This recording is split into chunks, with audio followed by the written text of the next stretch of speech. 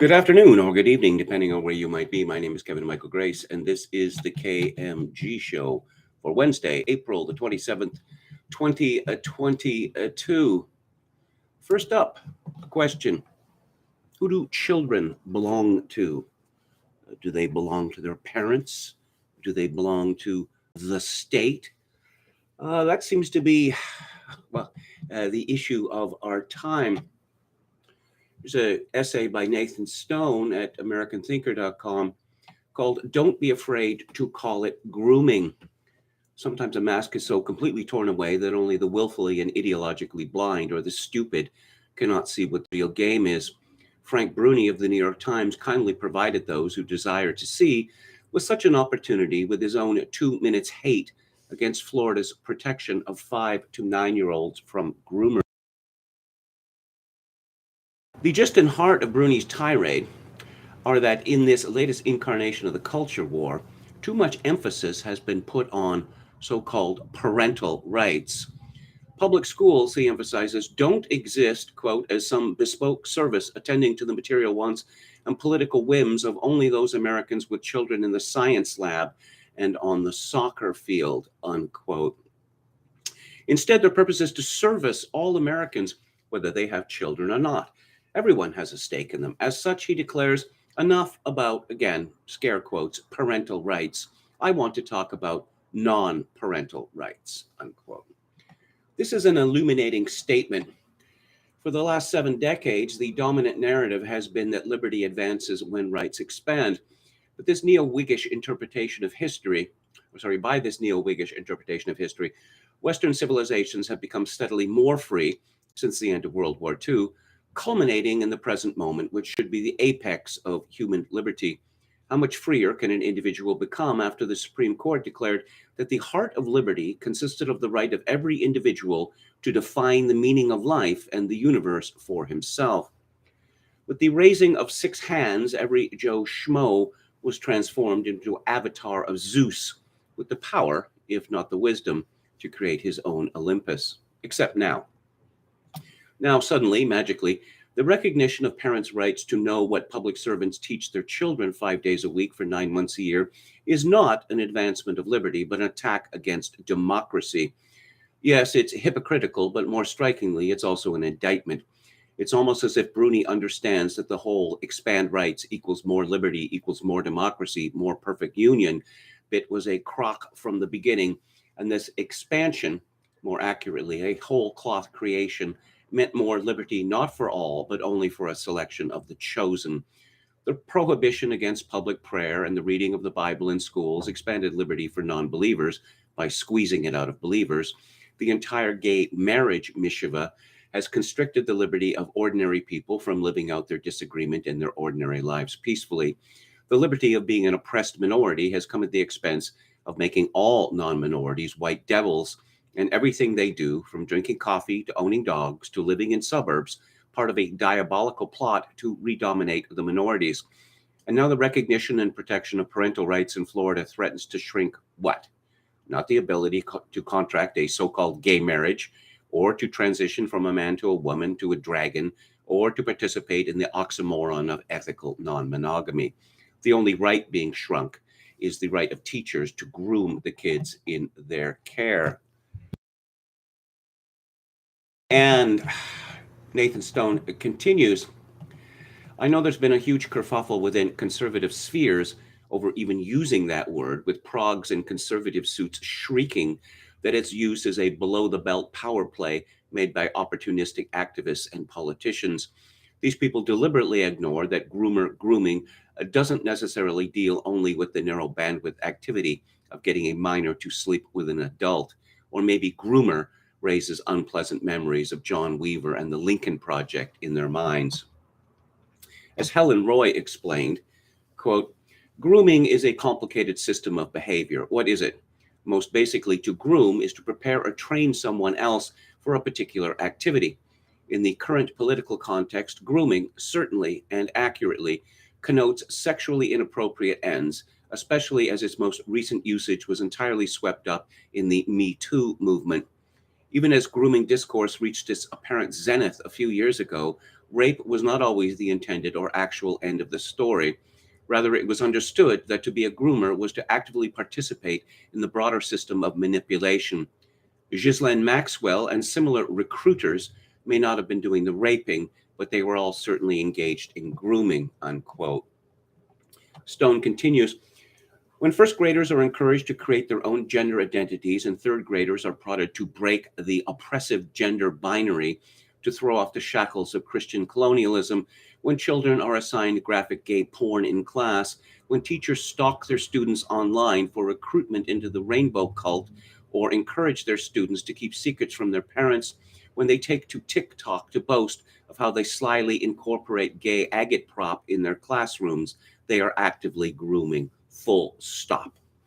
For Bruni, teaching 5-year-olds about anal sex or encouraging them to create their own gender identities inoculates them with, quote, democratic values and ecumenical virtues. A failure to groom them means they will fall prey to some massive evil, which, to be fair to Bruni's diseased intellect, they probably will. Not being in lockstep with the Hegelian progressive universe is blasphemy to groomers and their defenders.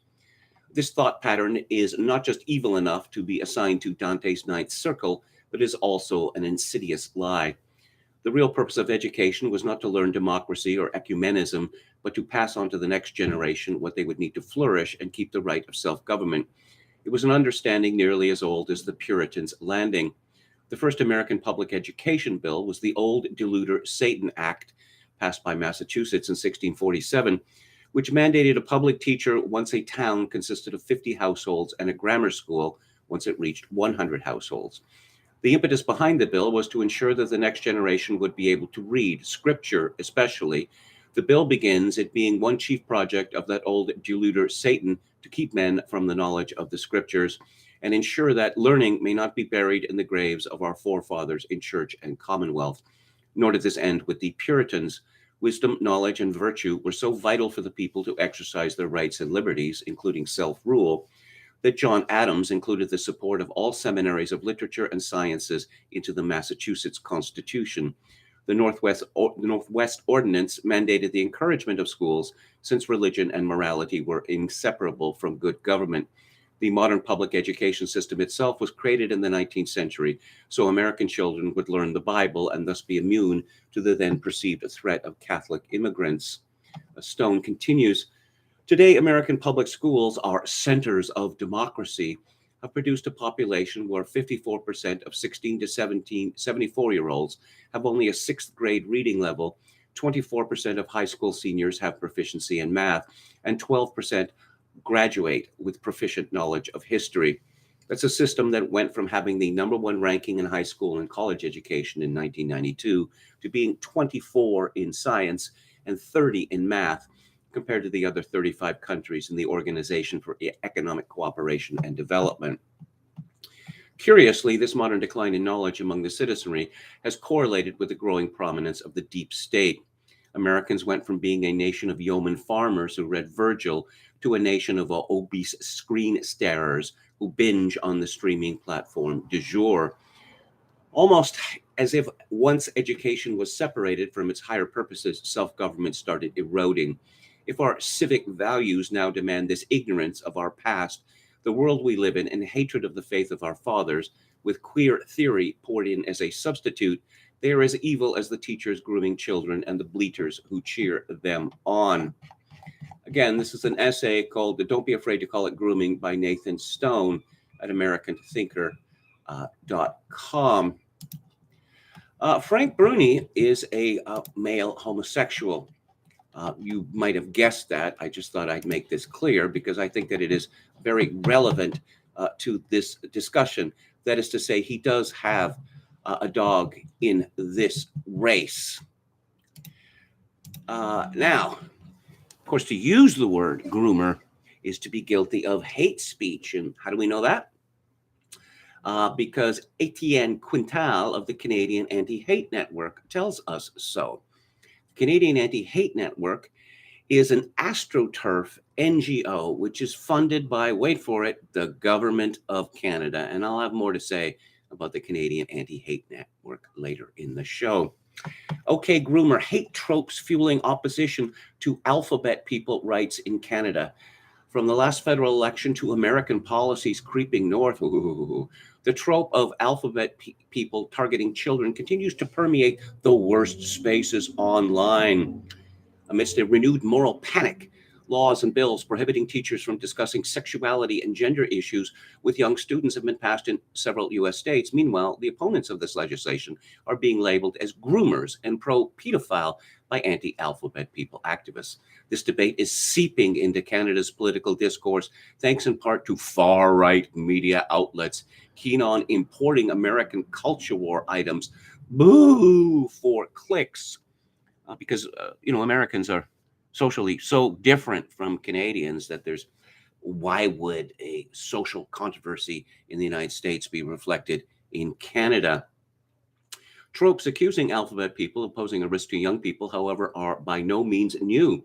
During the 2021 Canadian federal election, Maxime Bernier made protecting women and children from the predatory doctors and radical trans activists part of the People's Party platform. Other versions of these tropes have also been vehiculated by hateful actors online for years, remaining one of the most prominent tropes in Canadian online hate. Dozens of memes leaked from a Discord server used by supporters of the white nationalist Canada First movement. What's this Canada First movement? I never even heard of it. Depict alphabet people as potential abusers. Transgender women, particularly, are depicted as predators, as only motivation for transitioning is to access women's spaces in order to victimize young girls. And when we started seeing news report after news report of girls being raped in school bathrooms, and now of female prisoners being raped by wrongly assigned at birth people in prisons, just a coincidence. One such meme shows a depiction of SpongeBob SquarePants character Squidward looking disheveled and sporting brittle long hair. Above the image, white text reads, "Please let me in the girls' bathroom. I am a real woman and can be trusted with female minors." Content depicting alphabet people individuals as abusers is not limited to private online spaces associated with extremism and can be found on all major social media platforms. One video originally published by ex-PPC candidate Greg Wycliffe on TikTok and reshared on Twitter shows him arguing that terms like alphabet people youth and trans youth are pedophile dog whistles used to mark young people for grooming. Where's the lie, though? Though transgender women are the most frequent targets of these tropes, gay men are also a target, particularly in the context of discussions regarding gay couples' right to adopt children or to procure them somehow, to purchase them. One meme published by a Canadian white nationalist account on Instagram calls out those who oppose slavery, but also celebrated U.S. Secretary of Transportation Pete Buttigieg adopting a child, likening the former to the latter. And it goes on and on and on and on. I don't believe these people, and I'll tell you why. Oh, you may have heard of Desmond the Amazing, the 9, 10, 11-year-old drag queen. And Desmond is Amazing has been made famous by the media. Desmond is Amazing appeared at a gay strip club and did a gyrating routine. Well, the patrons tossed dollar bills at him. Of course, that's a million miles away from grooming. A couple of years ago, the Los Angeles Pride Parade had as its grand marshal an 11-year-old drag queen. Again, a million miles away from grooming.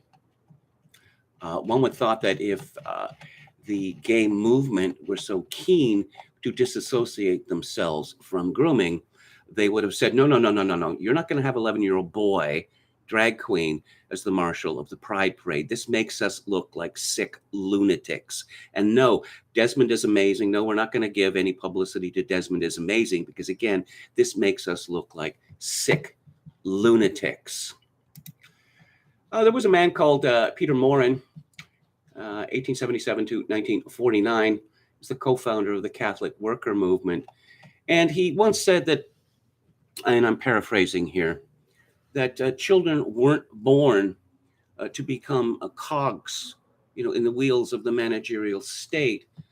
But that is the purpose of the public school system as defined by no less than John Dewey, 1859 to 1952, who is often called the father of American public schooling. And he made it quite explicit that the primary purpose of education was to make adults that are suitable for his understanding of democracy. How much schooling do people need? The great British conductor, actually he was half French, half Italian, but he was an adopted Englishman and was fiercely patriotic. Sir John Barbaroli said he quit school at 14 because in his opinion, only those people who were going into medicine or the priesthood needed further education. In Peter Hitchens' latest Mail on Sunday column, he asks, did you ever see in the old yellow pages or on the web anyone advertising himself as an emergency journalist? No, nor I. Did you ever on some blighted weekend tell yourself that you'd pay practically anything to get a journalist to come round? No, nor I. So when people ask me how they can get into journalism, as they sometimes do, I urge them to become plumbers instead. First of all, they can absolutely guarantee that they will always have work and income, as plumbers will never cease to be necessary. This is not the case with journalists. So if you want to take up the ancient trade of scribbling articles, it would be best to have a standby. And a few months of unblocking sinks and rescuing people from flooded kitchens and broken boilers will give you an education in life and what people really care about, which will make you a much better journalist. This illustrates better than anything else why Sir Anthony Blair's call for 70% of young people to go to university instead of learning how to do actual jobs is sheer foaming madness and actively wicked into the bargain. Because for most of them, the experience will involve poor tuition and huge debts incurring increasingly vicious interest rates. And what will they have at the end? Certificates to frame, but no special advantage in seeking the rather small number of jobs for which a degree is really needed. As far as I can see, Hitchens writes, the wild expansion of universities, which began under John Major and exploded under the Blair creature, had three real purposes. By raising the school leaving age to 21, it kept the official unemployment figures down and compelled those involved to pay their own dole by borrowing the money for fees, rents, and food. It completed the foolish switch to an American-style school policy, which began with the smashing up of the selected state grammar schools in the 1960s and 70s. This created a high school system in which the 11 to 18 years are used mainly to socialize children into citizens of an egalitarian state with a little education on the side. Education of a sort then begins in college, which costs a fortune, but real university tuition starts only when the young stay at college for even longer and at even greater cost to do second master's degrees. Third, and perhaps most important, was the transformation of universities from serious places of learning into hard-driving businesses, cramming in the numbers, joining the property rental business, and paying giant salaries to their bosses. I suspect many British towns and cities nowadays depend heavily on these shaky places, founded almost entirely on debt. How they will cope in the new world of savagely rising prices and taxes, I cannot tell. Peter Hitchens concludes, but there are few things worse than giving false promises to the young. Starting wars is one of them, but Sir Anthony has done that too. How does he have the nerve to stay in public life? Probably because he has ensured that hardly anyone these days is educated enough to see through him. Let's take a look at the chat. Hello to Palpcasso 88, Coachulango, Dan, Anrun, Mercurius, Alicus, Chokagan 666, Palpcasso 88, Brian Frakes, who says, hello, bigots. Palpcasso 80 has a joke, which I will not repeat. KMG Full Contrast Edition, says Chokagan 666. I think I forgot to turn the overhead light on yesterday.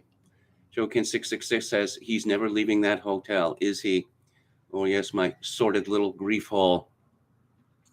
Oscar Toe says, I can see how they thought they could sneak this through since all teaching instruction could technically be called grooming. Yo Mama says, KMG, are you at the Hotel California? Anwin says, I wonder if there is a part-time concierge job you could take there. There are no concierges at this place or any luxuries. Not a cafe, not a gift shop, nor is there an ice machine or a computer in the lobby.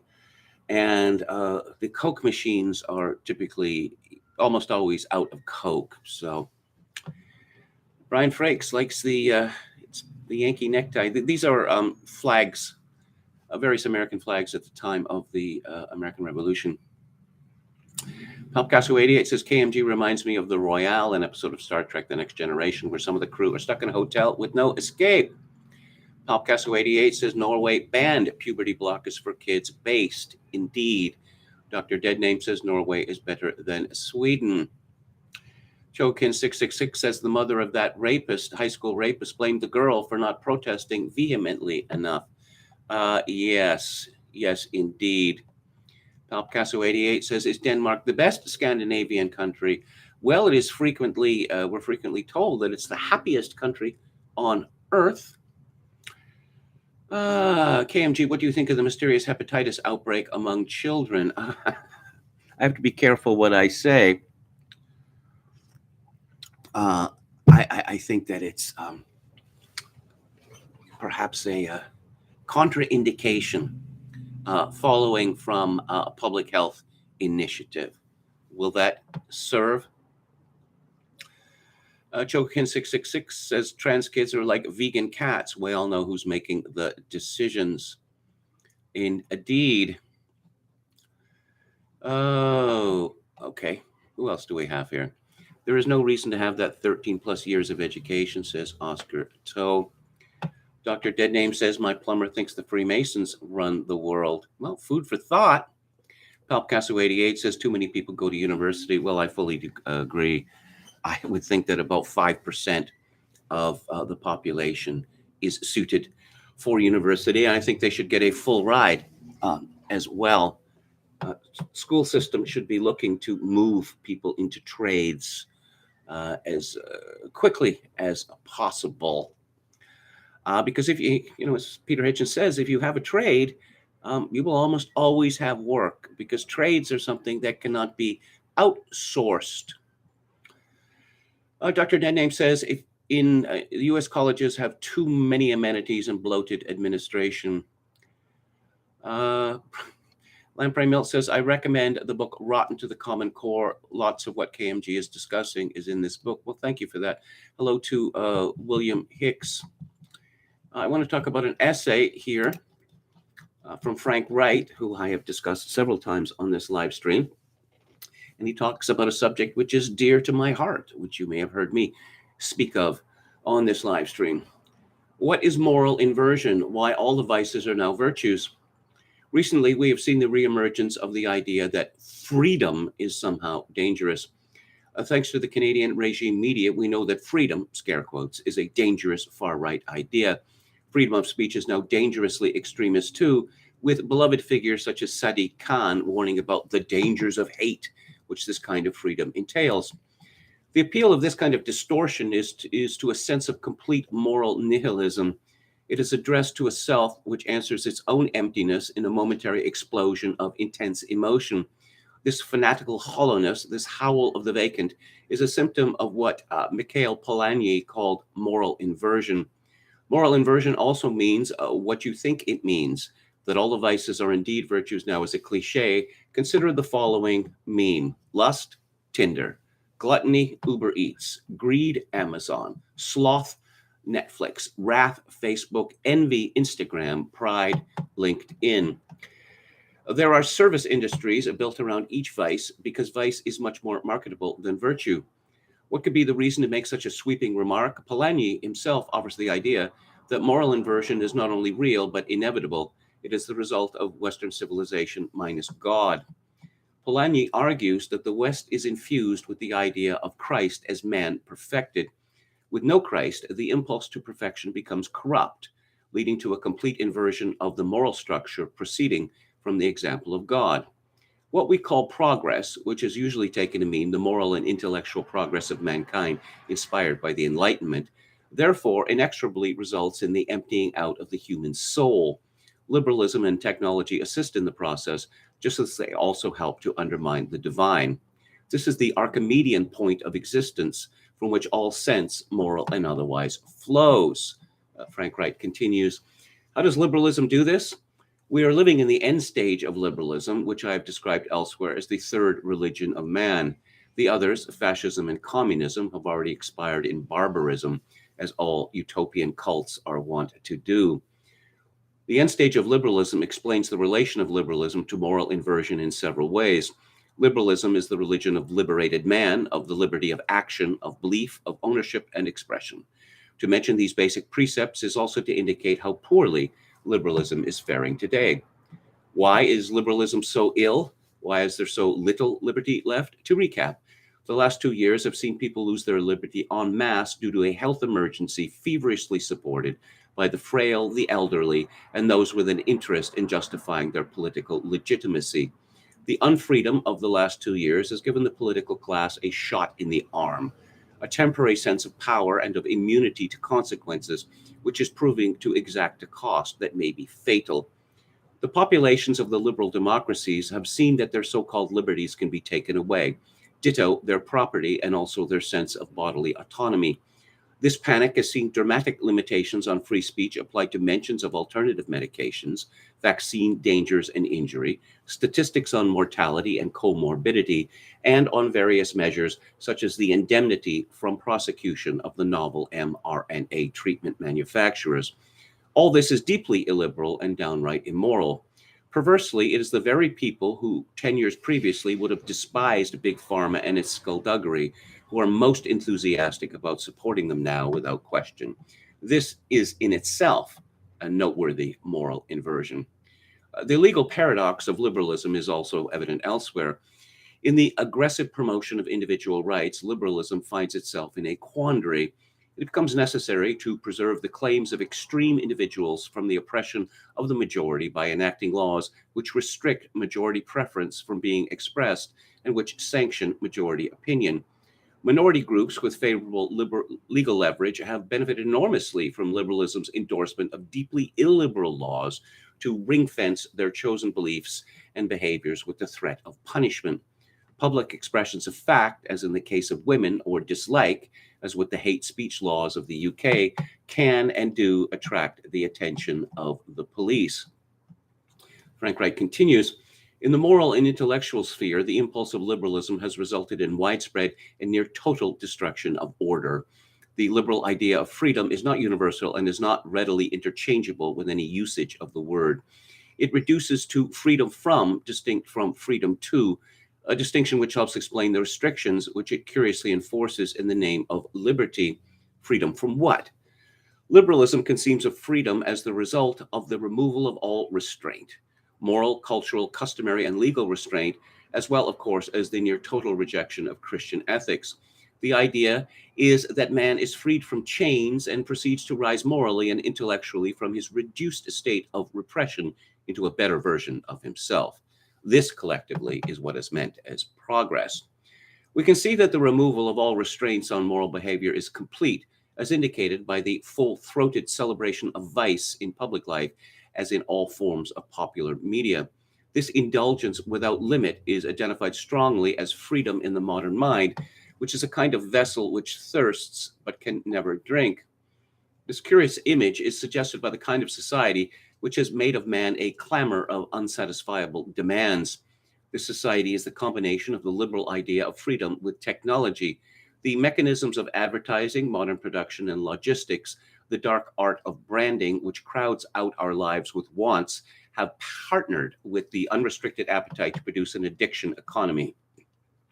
Sex, pornography, drugs, legal and otherwise, junk and substitute foods, ever cheaper consumer trash, the worship of avarice, the glamour of crime, the consumer choice located in the self, which is the transgender craze, to purchase a new you through the fusion of shopping, drugs, and surgery is the ultimate act of retail therapy. No one asks what made people so sick as to reach for such a cure. Frank Wright concludes, Moral inversion is a helpful term to explain how the world has come to represent the opposite of what it once was. The fact of moral inversion explains much, including the reason to vociferously reject any cultural object which reminds us of a time when virtue corresponded to acts which improved and did not destroy the moral goodness of the self.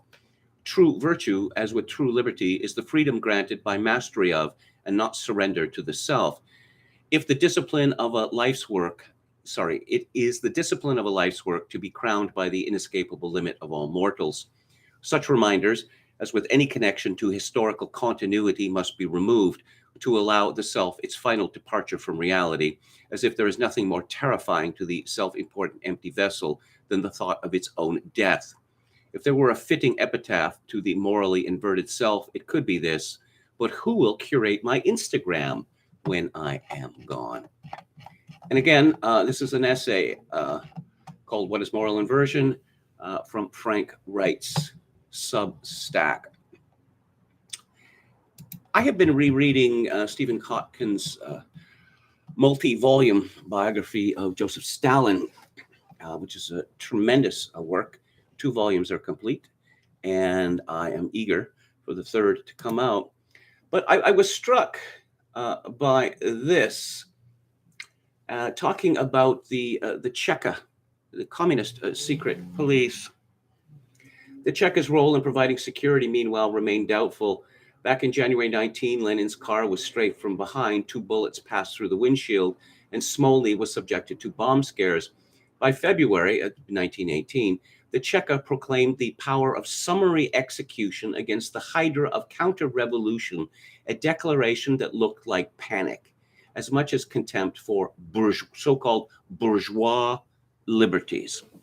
So whenever you see someone, one of your betters in the media, one of the blue ticks, a trusted newspaper, magazine columnist, putting free speech or liberty in freedom in scare quotes, they are acting in the spirit of the Cheka, of the Bolsheviks. And what distinguishes them from the Bolsheviks?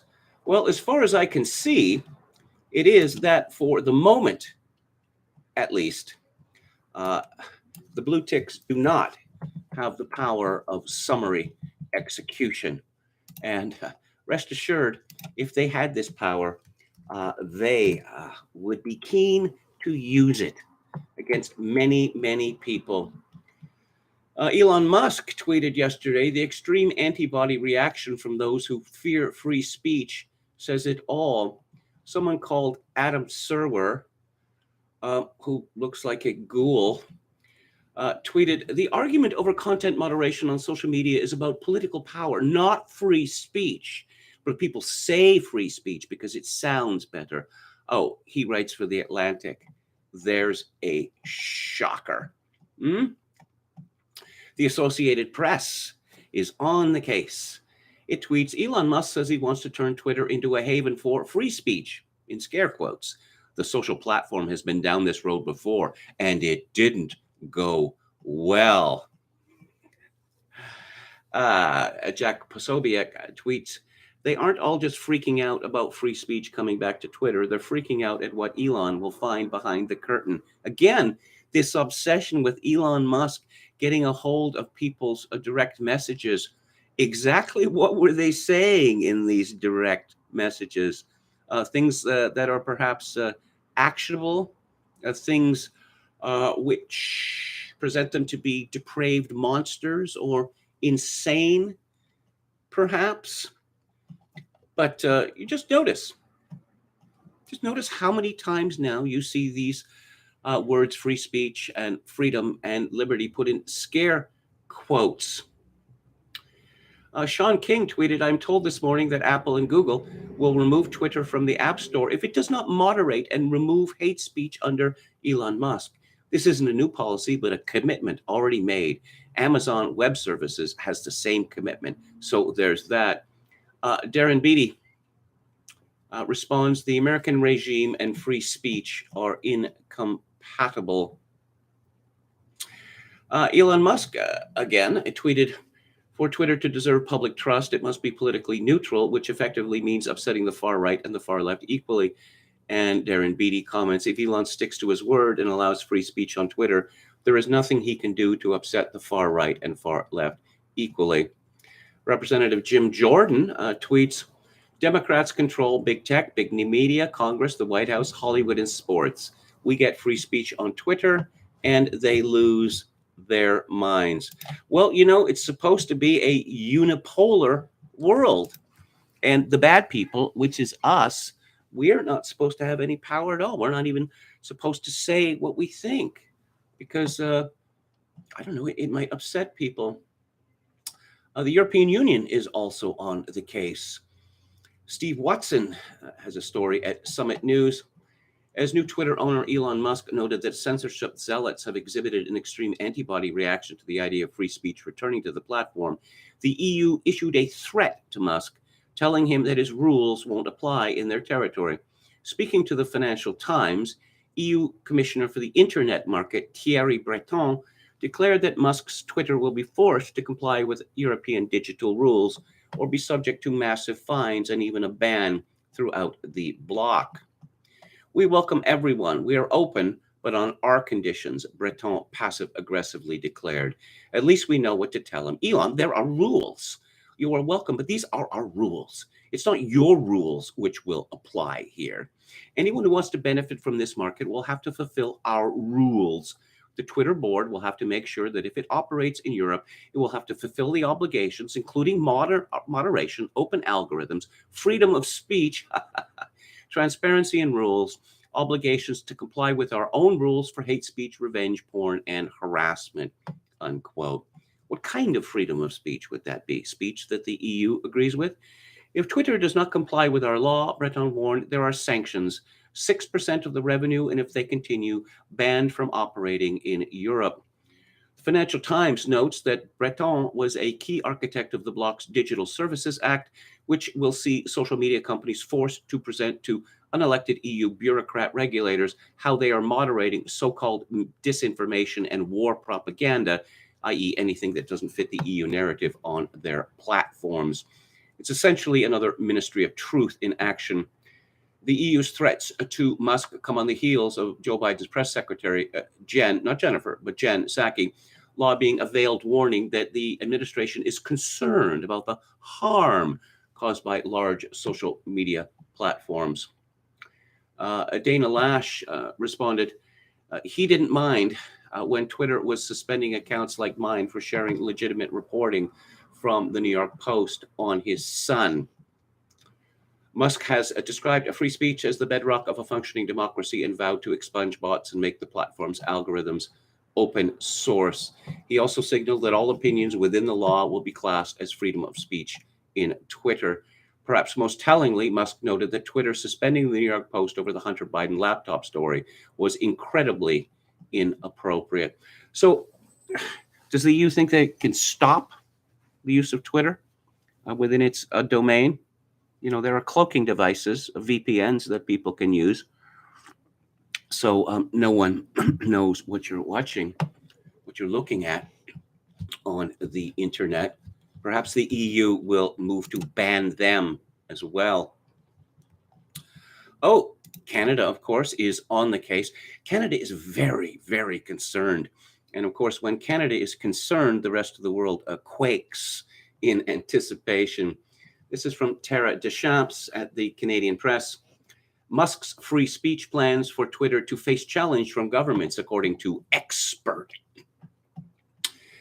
Canada and governments around the world could scuttle Elon Musk plans to ease restrictions on Twitter in the name of free speech, say social media and anti-hate experts.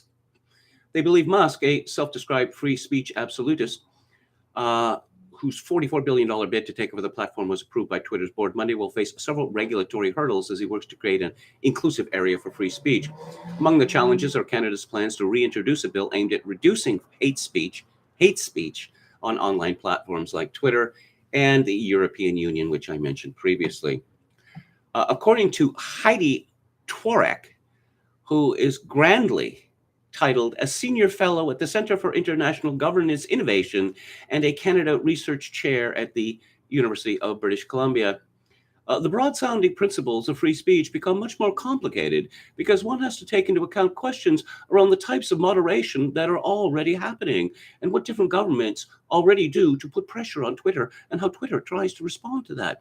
This will not be just a US question. It will be an India question, an EU question, etc., etc. Carmen Celestini, a University of Waterloo instructor specializing in religion and conspiracy theories, is religion a conspiracy theory? Says that how much of it is publicity and how much of it is reality. There are no borders online or on Twitter, and so he will have to meet the individual laws as they're being created. Oh, will he now? And, oh, wait. At the same committee, Yvonne Belgord, executive director of the Canadian Anti-Hate Network, which I'll mention is an AstroTurf NGO funded by the Canadian government, said Musk's takeover of Twitter was an incredibly terrible development and that the power he will have is very concerning. Fareed Khan, founder of Canadians United Against Hate, and yeah, okay, doubtless another AstroTurf NGO. And, oh, wait, let's have more on hate. Elizabeth Thompson, who writes for CBC News, which is, of course, a Canadian government organ, but they're totally disinterested, not at all biased. Anti-hate group calls for a regulator to police social media platforms. Facebook and Twitter monitored Ottawa convoy protests' social media posts. The federal government should appoint a regulator with the power to force social media companies to disclose information to help fight far-right extremism, an anti-hate group told MPs Tuesday. Evan Balgord, executive director of the Canadian Anti-Hate Network, said an ombudsperson could put more pressure on tech companies to do more to reduce online harms. How about forcing NGOs to tell us how Antifa adjacent they are, or how George Soros adjacent they are? So that's one expert. We have Barbara Perry, director of Ontario Tech University Centre on Hate, Bias, and Extremism. Wow, this anti-hate movement, it's just growing like weeds. I wonder why that might be. So, of course, we're dealing with government-funded institution. And then we have the Wendy Villa of the US-based Global Project Against Hate Extremism. They, very coincidentally, happened to be headquartered in the same city as the Southern Poverty Leadership Coalition. And Heidi Beirich writes for the Global Project Against Hate Extremism. So it's clearly SPLC owned, but completely disinterested. I suppose Elizabeth Thompson could have spent 2 or 3 minutes on Google or some other search engine to discover that the Canadian Anti-Hate Network is an AstroTurfed NGO supported by the federal government. But if she did, she would probably think that is a good thing. How could it not be a good thing? It's the business of government to fund organizations which seek to eliminate free speech and even criticism of the government. This is Monica Showalter at American Thinker. Just how bad are things at Twitter? Now that Elon Musk has scarfed up Twitter, just how bad are things at that leftist outfit? Well, let's start with the bawling censor. According to Ace of Spades, Vijaya Gadde is the super SJW lawyer who pushed to make it against the rules on Twitter to refer to any transgender by his correct pronouns. She pushed the claim from the transgender lobby that it is violence and causes harm to ever acknowledge their actual sense. You can see this gender-bent ideological maniac debating Tim Pool with Jack Dorsey on the Joe Rogan show. Right off the bat in this debate, she's defending the censorship of Dr. Sean Baker for pushing the carnivore diet. Soon thereafter, she and Jack both claim that there will be no censorship of people suggesting that vaccines are unsafe, that that's not against the rules. Yes, but that would change in a few years, huh?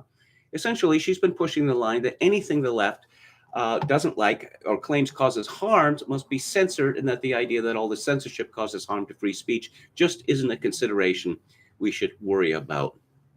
Showalter comments that Vijaya Gadde is also known to have been the loudest proponent of censoring the New York Post, shutting down the entire media organization's participation on Twitter on mendacious claims that the Post was violating terms of service for reporting the news, which is to say the accurate story of Hunter Biden's abandoned laptop, which rolled out inconveniently before Joe Biden's election.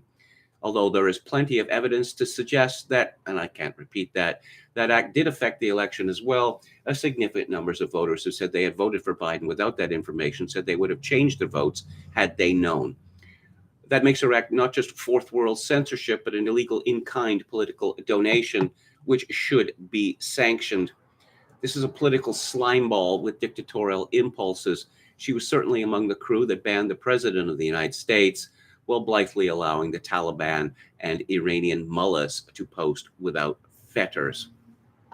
And now, like a bully who's been beaten, she's out bawling and whimpering after her raw thuggery with the First Amendment has been exposed. Yes, bawling.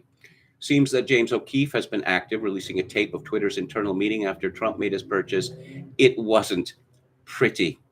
A plan for a mass exodus due to Elon Musk's questionable ethics. Mass exodus. Come on, hurry up, hurry up, hurry up. Yes. And apparently this is the most important purchase in the history of the world. The same people are saying that Twitter is just a bunch of narcissists yapping to themselves. Or no, oh my God, it's now a sacred organization which cannot be allowed to fall into the wrong hands.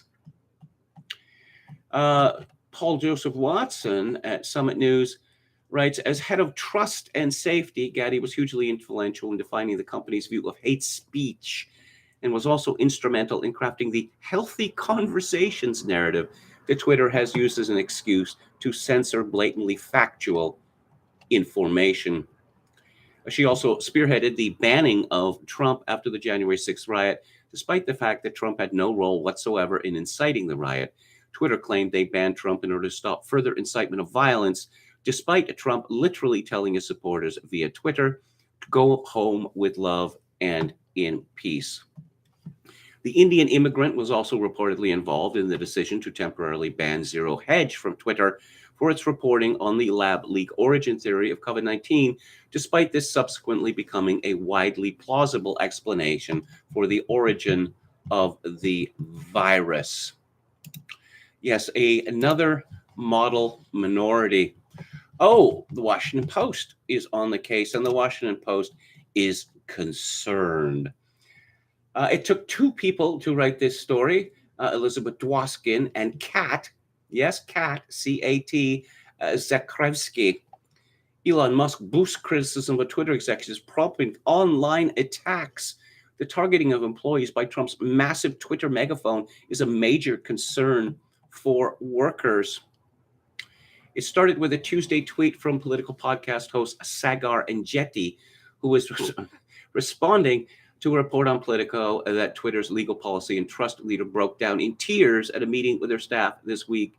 Vijaya Gadde, the top censorship advocate at Twitter, who famously gaslit the world on Joe Rogan's podcast and censored the Hunter Biden laptop story, is very upset about the Elon Musk takeover. Enjeti tweeted, Tesla CEO Musk, who acquired Twitter for $44 billion this week, replied, criticizing Gadde's past actions, quote, suspending the Twitter account of a major news organization for publishing a truthful story was obviously incredibly inappropriate, unquote. Oh, yes, and then we get some, well, actually, from the Washington Post. Musk's response Tuesday was the first time he targeted specific Twitter executives by using his nearly singular ability to call attention to topics that interest him. You know who else who had this nearly singular ability? Why, that would be Donald J. Trump. And what did Twitter do to him? They banned him permanently, which I don't think could be said to be in the fiduciary interests of the company. Yes. Apparently, Elon Musk is speaking about a company that he now owns, and he should not be allowed to do that. His responses to the tweets from Engetti and online influencer Mike Cernovich also reveal the chaos and potential harm that can ensue when the incoming owner of a company amplifies criticism of workers there.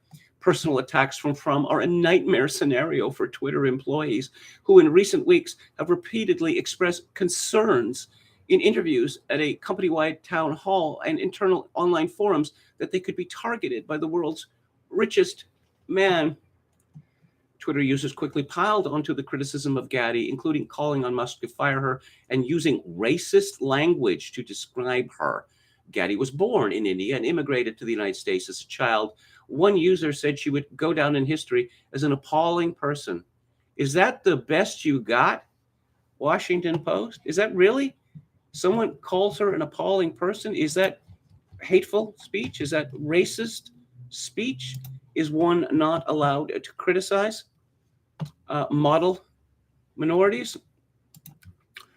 Well, the deeper that we get into the Hunter Biden laptop story, the more it becomes obvious why Twitter and other media organizations decided to kill it before the election, because it gets more and more disgusting, and more is revealed of criminal activity.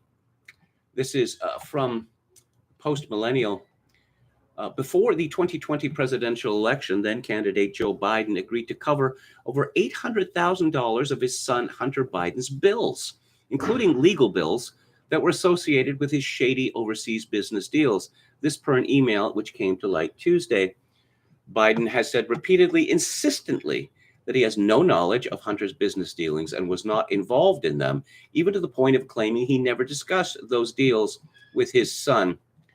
The email elucidating the details of the plan to pay for Hunter's legal fees was from January 17, 2019, and it was from Hunter's personal assistant at the time, Katie Dodge, and went to Linda Shapiro, an accountant, and according to the New York Post. The email went to Hunter's uncle, Robert Biden, as well.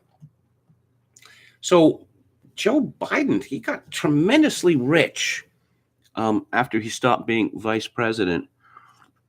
Why would that be? What skills would Joe Biden have to offer the world? Business skills? No. Legal skills? No. His only skill was managing to latch on to get his mitts on the public purse from the age of 27 in the U.S. Senate and not letting go. But of course, the people, concerned with healthy conversations determined that, of course, we were not allowed to know about this because, obviously, the candidate for president of the United States possibly being on the take from China and the Ukraine. Well, how is that, knowing that in the public interest? Data Racer 117 says Twitter safety executive Vijaya Gaddy sent these 3 tweets to the journalist herself to smear Elon Musk. They were all screen captured within 1 minute of being posted at a similar time on 3 different posts, none by Elon Musk. Kind of sloppy on this hit job. Maybe she ain't too good with that technology. Oh, and let's see. Oh, this is hilarious. This is about a character who rejoices in the moniker Brianna Wu. Needless to say, Brianna Wu is not Chinese, and Brianna Wu was not named. This person was not given the Christian name Brianna. And Brianna is very upset about Elon Musk because apparently she was up to her neck in content moderation for Twitter. Rational Thinker 69 tweeted, people regularly post things like Musk is being naive. Content moderation is very difficult and even experts can't figure it out. Meanwhile, the expert is Brianna Wu. Brianna Wu is, I suppose, most famous for being one of the supposed victims of Gamergate. She is CEO of Giant Space Cat, again, cat with a K, software engineer, known for commentary on issues related to women in gaming. There is a lengthy Wikipedia entry on her, which somehow doesn't identify her as trans. Normally, Wikipedia can't miss an opportunity to point out that someone is trans or that someone in the past may have been trans. And, you get the alphabet people soup at the bottom in the categories. Strangely, all this is missing from this lengthy Wikipedia entry on Brianna Wu, which has 54 footnotes. I wonder why that might be. This is from Anna Mastrangelo at Breitbart. Left-wing Twitter accounts have been losing followers while conservative accounts gain followers in the wake of Tesla CEO Elon Musk's successful bid to buy the social media company. Leftists who deem language they disagree with hate speech and disinformation appear to be leaving Twitter in droves in the wake of Musk's, as evidenced by progressive accounts losing large numbers of followers. And the reverse has happened. But first, former President Obama, the most popular account on the platform with more than 131 million followers, for example, lost 300,000 followers almost nearly overnight. Meanwhile, singer Katy Perry, third most popular account on Twitter, lost 200,000 followers. On the other hand, Representative Marjorie Taylor Greene, by contrast, gained nearly 100,000 to her official congressional account in just 24 hours. Twitter permanently banned Greene's personal account earlier this year, claiming the Congresswoman had engaged in, quote, repeated violations of our COVID-19 misinformation policy, unquote, but did not specify which tweet had triggered the ban. This issue is personal to me for this reason. Going back, to 2017 or past 2016, I would frequently shadow banned on Twitter, that I would look at my analytics and find out, no one is even reading my tweets today, like no one or 4 people. And in some cases, the number of supposed views of my tweets was fewer than the number of people who'd liked it, responded to it, or retweeted it, which obviously is not possible. And several times I had to, jump up and down and shout at them to stop doing this and get friends to join in. But for years now, I have been throttled. To give you an example of how this works, let's say that in a day I will get 10 new followers. Well, that same day I will lose 11 to 12 followers because they have been mysteriously suspended from Twitter, which suggests that Twitter has some sort of algorithm devoted to suspending people who follow me.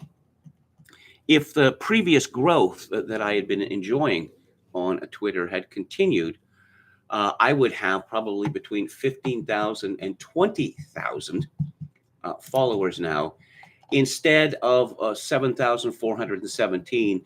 And I reached a peak of about 7,900, 12 or 18 months ago, and it has been falling since then, which makes little sense because, of course, due to this live stream, I have a more prominent public face than previously. This is from Hannah Nightingale at the Post Millennial. In a letter addressed to new Twitter owner Elon Musk, Senator Josh Hawley called on the billionaire to open the books on who Twitter has banned, suspended, or throttled, and to reveal who is responsible for censoring the New York Post's initial Hunter Biden laptop reporting. Congratulations on your acquisition of Twitter. Your commitment to free speech is rare in the world of social media, and I'm hopeful you will indeed help Twitter become a platform that values and protects it, Hawley wrote. Yes, many people would like to know this. And someone reported on Twitter, for a year, I hadn't been getting any tweets from James Woods, the actors, and suddenly, yesterday, there was a tweet from James Woods. It's funny how fast this can happen, isn't it? And all of these people on the right, suddenly their number of Twitter followers exploded. It's been reported to me that people certain people have stopped following me on Twitter. And I thought, this seems highly unlikely. And I contacted these people. No, I haven't stopped following you on Twitter. Oh, then why did Twitter tell me that this person has stopped following me? Alex Berenson, who has a dog in this fight, he weighs in. The United States government is unthinkably powerful, a $6 trillion leviathan, the biggest health insurer in the world, and the deadliest war machine. But even the geniuses who made America understood the risks of allowing a single government entity to have too much power. They intended strong states as counterweights to the national government. The 10th Amendment makes this restraint explicit. Quote, the powers not delegated to the United States by the Constitution nor prohibited by it to the states are reserved to the states, respectively, or to the people, unquote. Over time, though, the federal government has taken power at the expense of the states. Still, the Constitution and its limits remain. These limits proved particularly useful during COVID. Without them, Florida Governor Ron DeSantis could never have allowed his state to remain open, providing crucial real-world evidence of the uselessness of lockdowns. 2 years in, Florida has fewer deaths per capita than hard lockdown states like Michigan, Pennsylvania, New York, and New Jersey, despite a much older population. Now, for the first time in generations, legal scholars on the left and right are wondering if the tilt towards federal power has gone too far. Why does this matter to me or you or anyone who uses Twitter or Facebook or YouTube? I'm writing this on my way to San Francisco, Berenson reports, for the first hearing in Berenson v. Twitter. San Francisco, as you may know, is in California, and California has some of the strongest free speech protections of any state. Yes, California, ultra-liberal California. The free speech guarantee in California Constitution makes the First Amendment look weak. Section 2 of Article 1, behind only Section 1, all people are by nature free and independent, reads, quote, every person may freely speak, write, and publish his or her sentiments on all subjects, being responsible for the abuse of this right. A law may not restrain or abridge liberty of speech or press, unquote. And California courts have interpreted this provision not just against state and local governments, but against corporations. California has a long history of decisions requiring large private companies to allow speech on its properties. So this takes us to Section 230. I'm going to tell you another secret. Twitter's best defense against California law is one it has carefully avoided making. Its best defense is a legal doctrine called preemption, which says that federal law, in this case, the federal law known as Section 230, which gives Twitter powerful protection for its decisions to ban users, overrides state law and even state constitutions. Why doesn't Twitter want to play its strongest card? Because the little bird and all the other social media companies don't want the Supreme Court anywhere near Section 230. They very much like the way lower courts, especially the federal Ninth Circuit, which includes California, have interpreted 230 so far. But if they rely on federal protection to overcome state law, they are creating a case the Supreme Court may find very interesting, one with both implications for both the First Amendment and federalism. So Twitter is whistling past a legal graveyard. And Rahim Kassam at his Substack advises, don't put all your eggs in Elon Musk. Twitter may be back on a better track, but we must retain all our alternatives. And he confesses that he has a Getter account, which he recommends for people because, to go all in for Twitter, well, the people who do so may be disappointed yet again. I have no special insight into Elon Musk, and I'm not, a mind reader, and I can't foresee the future.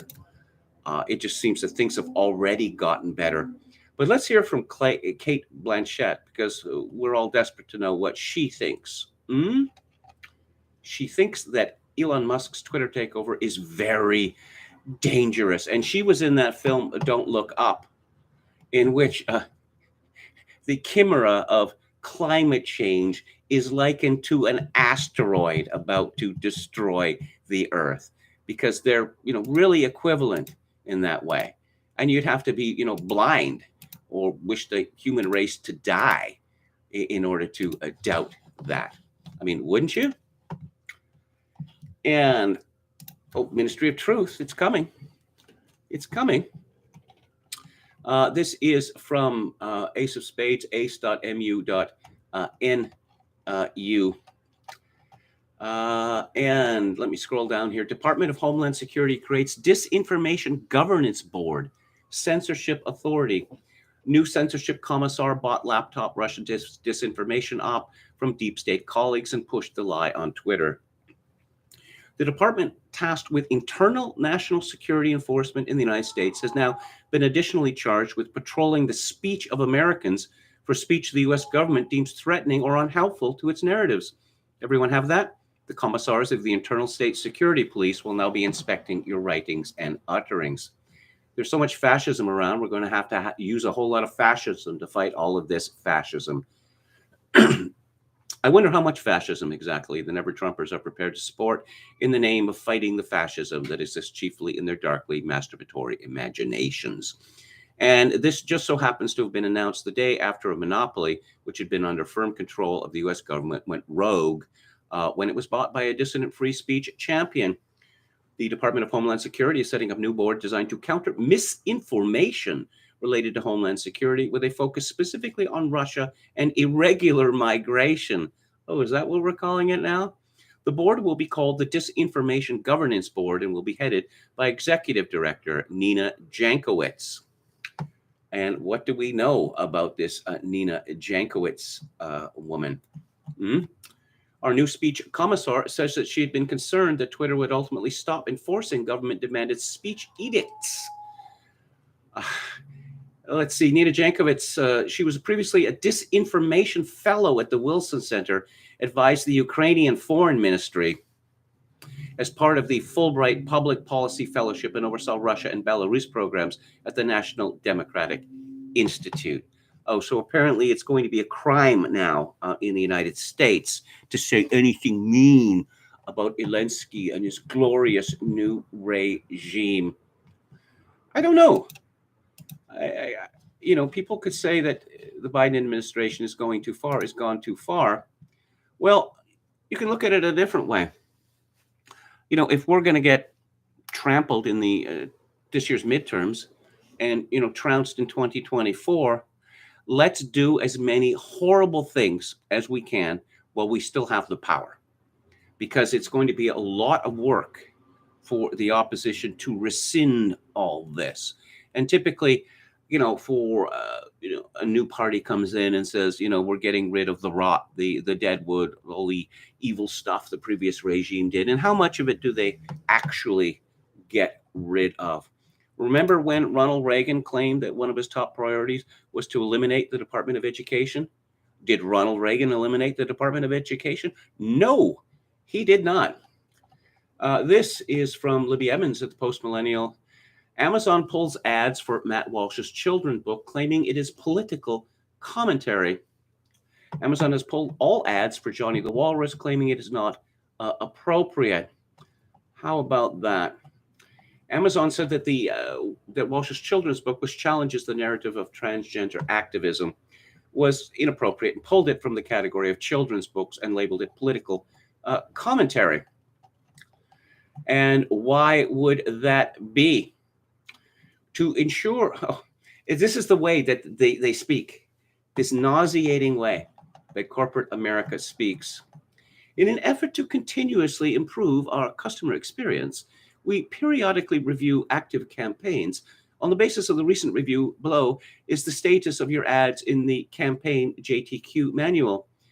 They then expressed that the ads for the children's books are non-compliant to creative acceptance policies, and gave that the reason that it was not appropriate for all audiences. To ensure a good customer experience, we reserve the right to restrict ads that contain elements that may not be appropriate for all audiences. This may include erotica, content on sexual preferences such as BDSM, incestuous relationships, sexual contacts with persons under the age of 18, self-help content such as dating, get-rich-quick, or weight loss books, or content that promotes, endorses, or incites potentially dangerous or harmful activity. The book is about a boy named Johnny who believed himself to be a walrus even pretending to have tusks by wearing spoons and wearing tube socks to mimic being a walrus. Yeah, that's right up there with the incest porn, apparently. Completely inappropriate for children. Grooming, absolutely appropriate. Counseling against grooming and sexual mutilation, not suitable for children. And I'm going to return now to Joseph Tainter and his book, The Collapse of Complex Societies. Let us examine this proposition in more detail. The hypothetical society discussed a few paragraphs above responds to stress by increasing complexity. In doing so, it increases investment in agricultural and other resource production, in hierarchy, in information processing, in education and specialized training, in defense, and so forth. The cost-benefit curve for these investments increases at first favorably, for the easiest, most general, most accessible, and less expensive solutions are attempted first. As these solutions are exhausted, however, continued stresses require further investments in complexity. The least costly solutions having been used, evolution now proceeds in a more expensive direction. The hierarchy expands in size, complexity, and specialization. Resource production focuses increasingly on sources of supply that are more difficult to acquire and process. Agricultural labor intensifies, information processing and training requirements become less generalized, and most likely, an increased military apparatus is seen as the solution to these problems. What benefits derive from these adjustments? Barring the acquisition of new energy sources, most often through conquest, such increased costs are usually undertaken merely to maintain the status quo. Stress that is met by increased complexity might come from such sources as agricultural deterioration, population growth, external danger, internal unrest, and threats to foreign sources of important commodities. When complexity increases to counter such stress, it achieves success when the factors that threaten stability no longer do so. So if agricultural production drops below about 2,000 calories per person per day, increased complexity and attendant agricultural development may restore it to that level. Where stability is threatened by internal or external sources, increased complexity will achieve success when the prior state of orderliness has been restored or the frontiers defended. Where the supply of a commodity is threatened, increased complexity and military adventures may ultimately secure an even greater supply of the commodity, but just as often they may not. Thus, a growing social, cultural system reaches a point where, after investment in further complexity, yields increased returns but a declining marginal rate. When this point is reached, a complex society enters the phase where it becomes increasingly vulnerable to collapse. There are two general factors that combine to make a society vulnerable to collapse when investment in complexity begins to yield a declining marginal return. First, stress and perturbation are a constant feature of any complex society, always occurring somewhere in its territory. Such a society will have a developed and operating regulatory apparatus that is designed to deal with such things as localized agricultural failures, border conflicts, and unrest. Since such continuous localized stress can be expected to recur with regularity, it can, to a degree, be anticipated and prepared for. Major unexpected stress surges, however, will also occur given enough time, as such things as major climatic fluctuations and foreign incursions take place. To meet these major stresses, the society must have some kind of net reserve. This can take the form of excess productive capacities in agriculture, energy, or minerals, or hoarded surpluses from past production. Stress surges of great magnitude cannot be accommodated without such a reserve. Well, I mean, this is perfectly applicable to the COVID-19 hysteria, is it not? Something unexpected happens. Now, as it turns out, this was minor, quite minor. But the elite, or certainly the Western elite around the world, panicked, absolutely panicked, and decided to gut their economies and destroy society. So what to do with the gutted economy? Well, we'll just pay people, an awful lot of people, not to work. Was there a surplus to draw on to do this? No, there was very much not a surplus. And what has the result been? Well, rampaging inflation.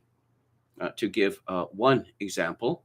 Oh, yes, and Russia invaded the Ukraine, which is hardly the concern of the United States or Canada or Britain.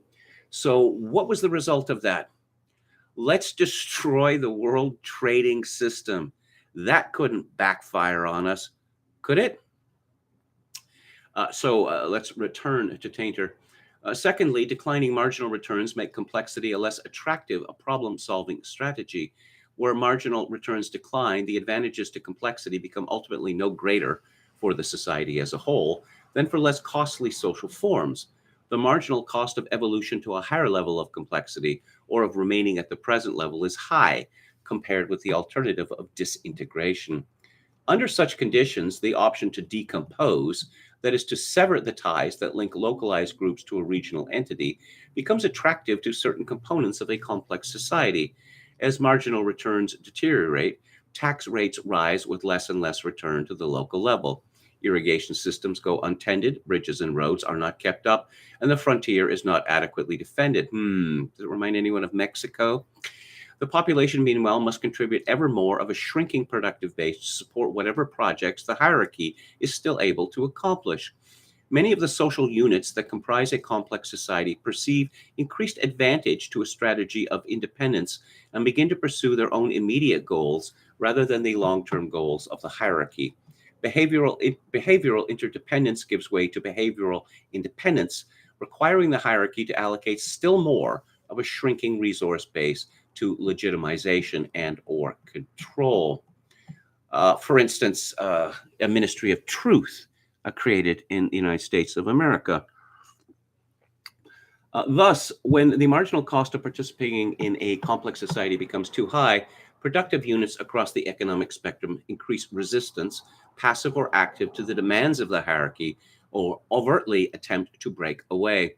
Both the lower ranking strata, the peasant producer of agricultural commodities, and upper ranking strata of wealthy merchants and nobility, who are often called upon to subsidize the cost of complexity, are vulnerable to such temptations.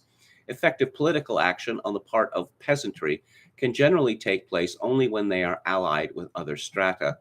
This strategy is rarely employed, the usual course being recurrent peasant upheavals.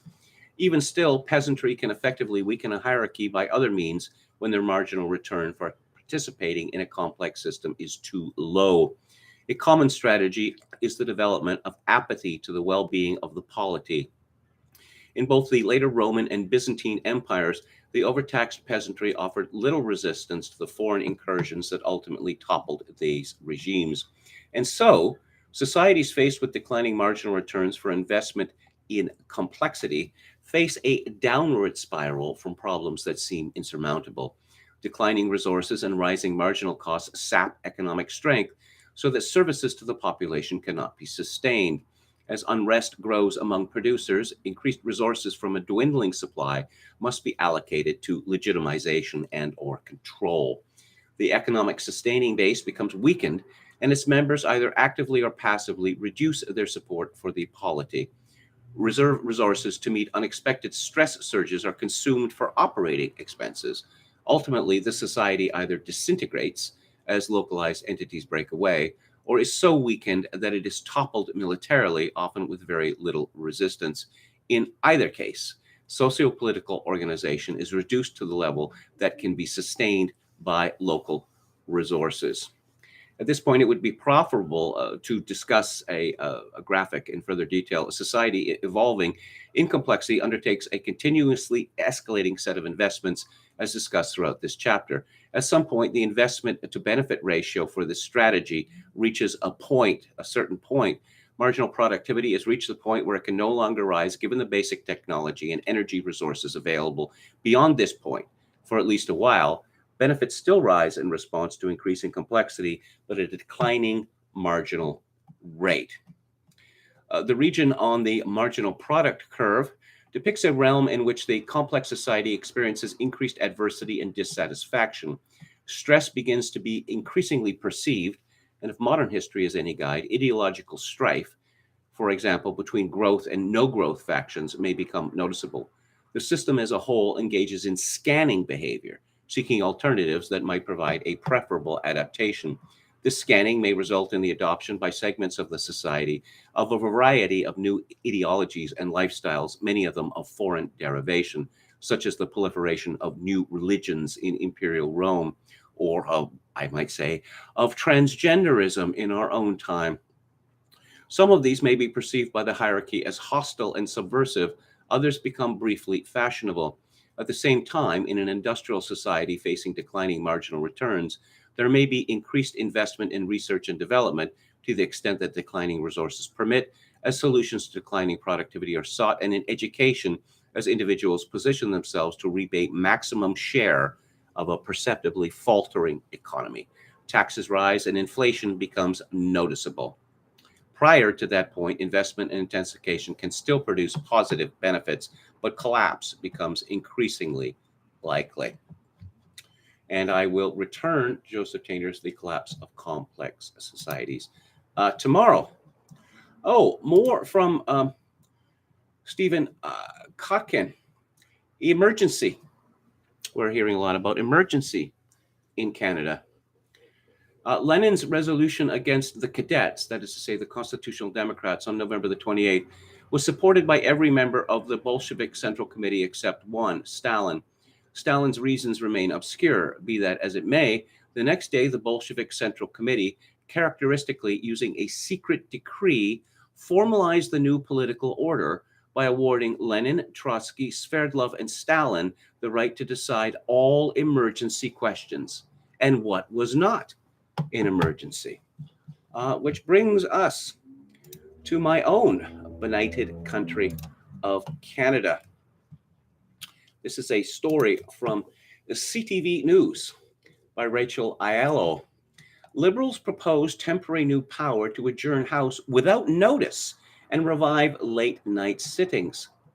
In a move typically not seen until closer to the end of the spring sitting, the Liberals have given notice for a motion looking to revive late-night House sittings, while also proposing to give ministers the temporary power to table without notice a motion to adjourn the Commons until the fall. Why would the Liberals do this at this point? Well, there's a scandal brewing. The Trudeau government has had many, many scandals, including accepting a $200,000 gift from a foreigner who is seeking political power and influence in Canada, the head of the Ismaili Muslims. Yes, many other scandals as well. This is from the Canadian Press.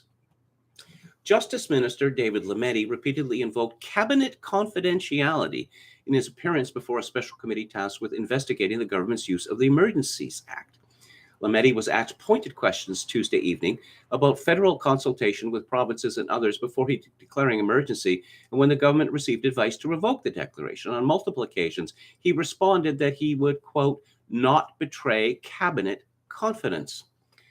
That has been a central concern for the Conservatives since Monday's launch of a separate public inquiry into the use of the Emergencies Act. Both the committee and the inquiry are required under the Act. The opposition wants the Liberals to waive cabinet confidence and release all the information the government relied upon in making its decisions. Lametti said his government has tabled documents with the committee that give a clear picture of the decision-making. I think Canadians will understand that cabinet confidence is a critical part of our cabinet governance system, Lametti said. Cabinet governance system. No, Canada is ruled by the Prime Minister and what they call the PMO, the Prime Minister's office. It has been a long time since Canadian federal cabinets have had any power, let alone MPs. As far as we know, the justification for the invocation, first time ever, of the Emergencies Act, was stories from the CBC. I'll repeat that. Stories from the CBC. I am not making this up. It would be quite embarrassing, of course, for the Liberal government to admit that their reason, for declaring martial law in Canada was because of a few CBC stories, which were typically based in falsehood. Harrison Faulkner writes at True North, or TNC News, the Trudeau government is refusing to reveal what information it used to justify invoking the Emergencies Act to crack down on peaceful Freedom Convoy protests in Ottawa in February. According to court documents obtained by the Globe and Mail, the government is citing cabinet confidentiality in its response to legal changes or charges brought on by 4 legal organizations. In response to the government's cabinet secrecy claim, the CCF, which is the Canadian Constitution Foundation, compared Ottawa's approach to a phrase attributed to King Louis XIV of France in the 17th century, "L'État, c'est moi," the state, that's me. Yes, then the truckers, oh, they had guns. Yeah, no, they did not. No, they did not. Oh, they were violent racists menacing women. No, they were not. This was a group that was so angry that they brought hot tubs and bouncy castles. That sound like a dangerous group to you? Oh, their takeover of Ottawa. Yeah, they brought a few trucks and parked them. That was the emergency. At Kian Bext's, the counter signal, PM Justin Trudeau said that a big part of the inquiry into his use of the Emergencies Act is to justify it in the eyes of Canadians in case he wants to use it again in the future. In answering a question regarding the confidentiality of deliberations that preceded the invocation, Trudeau said, quote, "We want the people to rest assured that we made the right decisions in the right way, not just in this situation, but also for the ones in the years to come where the Emergency Act could be used again." The indication that Trudeau may invoke the Emergencies Act again, an admission that comes only months after it was used for the first time in Canadian history, is shocking. First, though, Trudeau eventually revoked his self-granted powers after it was voted for in the House by the NDP Liberals, a Trudeau-appointed senator said that a growing movement was developing in the Senate to strike the invocation down. They did not believe it was justifiable.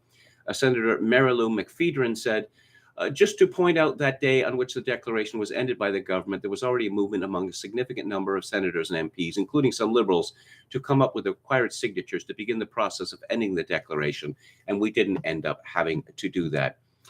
She says that Trudeau caught wind of the plan and ended it himself, likely to avoid a PR disaster with potential political ramifications. As previously reported by the countersignal, the judge chosen to lead the inquiry, Justice Paul S. Rouleau, is a former Liberal donor, was appointed by Liberal Prime Minister Paul Martin, and has worked for the Liberal Party in the past. But I'm sure he's completely disinterested. This again is from True North or TNC.news by Harley Sims. Damage control over negative publicity of the RCMP during the crackdown on the Freedom Convoy sent the police force's media relations department scrambling with teams monitoring and screenshotting the social media accounts of journalists, according to documents obtained by Rebel News. In addition to the accounts of True North journalists Andrew Lawton and Cosmin Zerdza, RCMP surveillance involved collections of screenshots from the social media of other reporters providing positive coverage of the Freedom Convoy. They included Greg Ree of Fox News and Tucker Carlson, Rebel News' Ian Miles Chung, and Ezra Levant, National Post's Rupa Subramanya, Countersignal's Kian Bext, and independent journalist Benny Johnson. Rupa Subramanya, who is a woman of South Asian origin, we shall say, decided to do a very, the sort of thing that reporters don't do much these days. She actually walked into the belly of the beast and talked to a bunch of truckers. And she said that she encountered no racism, no misogyny, no threats, etc., etc., etc. But I guess that's just anecdotal. But let's get back to the RCMP musical ride. Ooh, another musical ride member. Andrew Nixon wrote, "Time for the protesters to hear our jack boots on the ground." And yeah, they had a hell of a time, the musical ride did there. As exclusively reported by True North and Access to Information and Privacy Request, revealed that the RCMP charged taxpayers a total of $235,000 for breakfast, lunch, and dinner buffets at the Fairmont Chateau Laurier Hotel's Canadian room. Well, nice work if you can get it. Anarcho-tyranny in Canada. This is from Catherine Marlowe at the CBC. Mariah Charleston, vice president of an unpronounceable tribal council, said it is a huge deal that First Nations will be part of the process as BC's police watchdog investigates a death last year on Mears Island near Tofino, BC. 28-year-old Julian Jones of the unpronounceable First Nation was shot and killed by Tofino RCMP on February 27, 2021, while police were responding to reports of a woman being held against her will at a home in the unpronounceable village of Opitsat.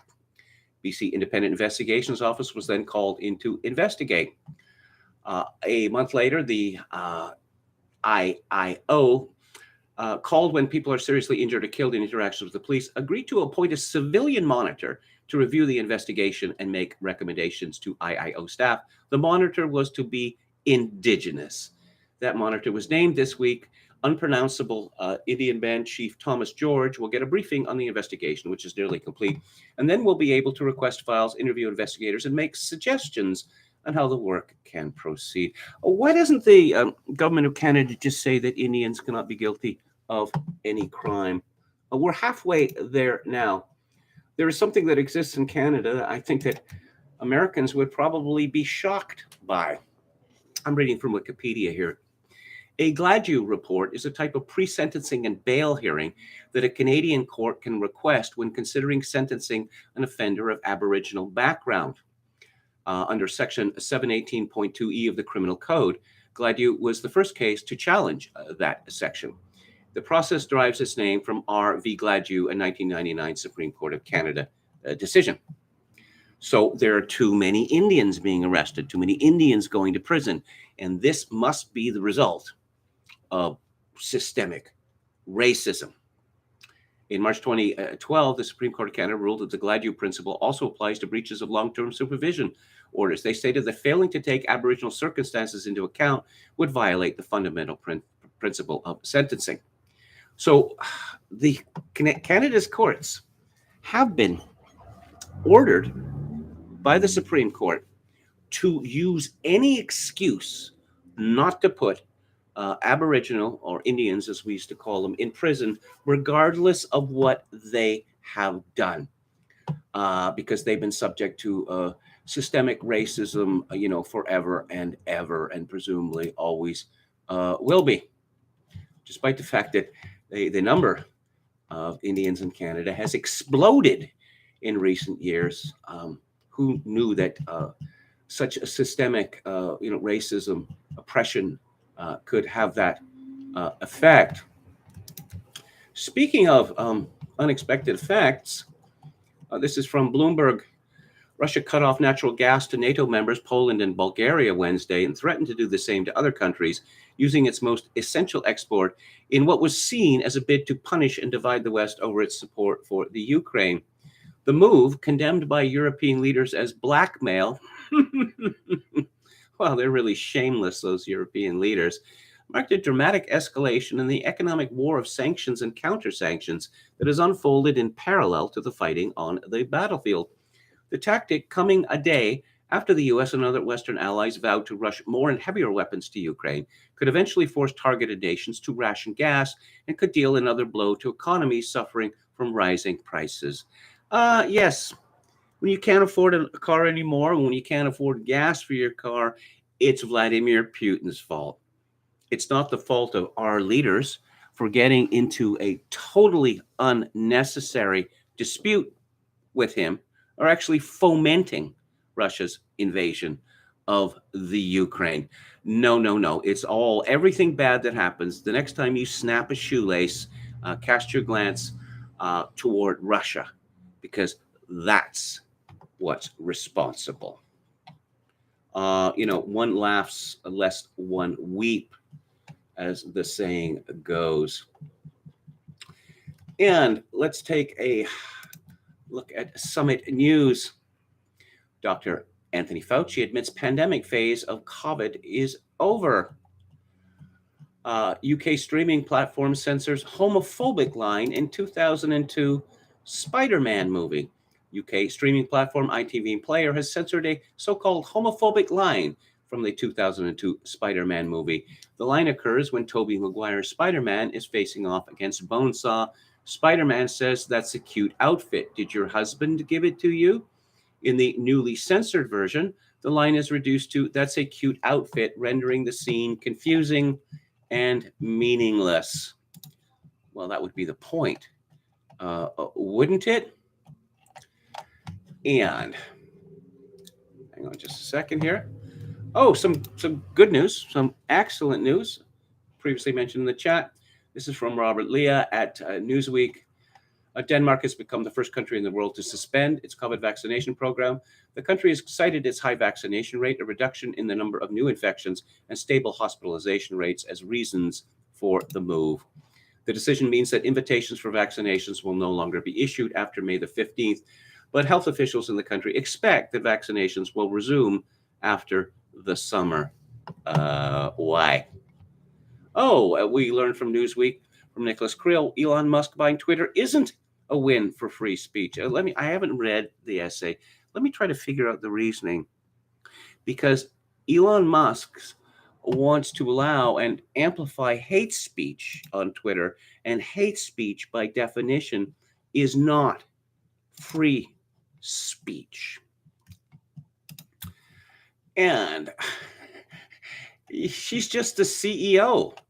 What can she be expected to know? I guess you could call this story, which is from the Counter Signal, Kian Bext. AstraZeneca president can't answer why the company needed indemnity.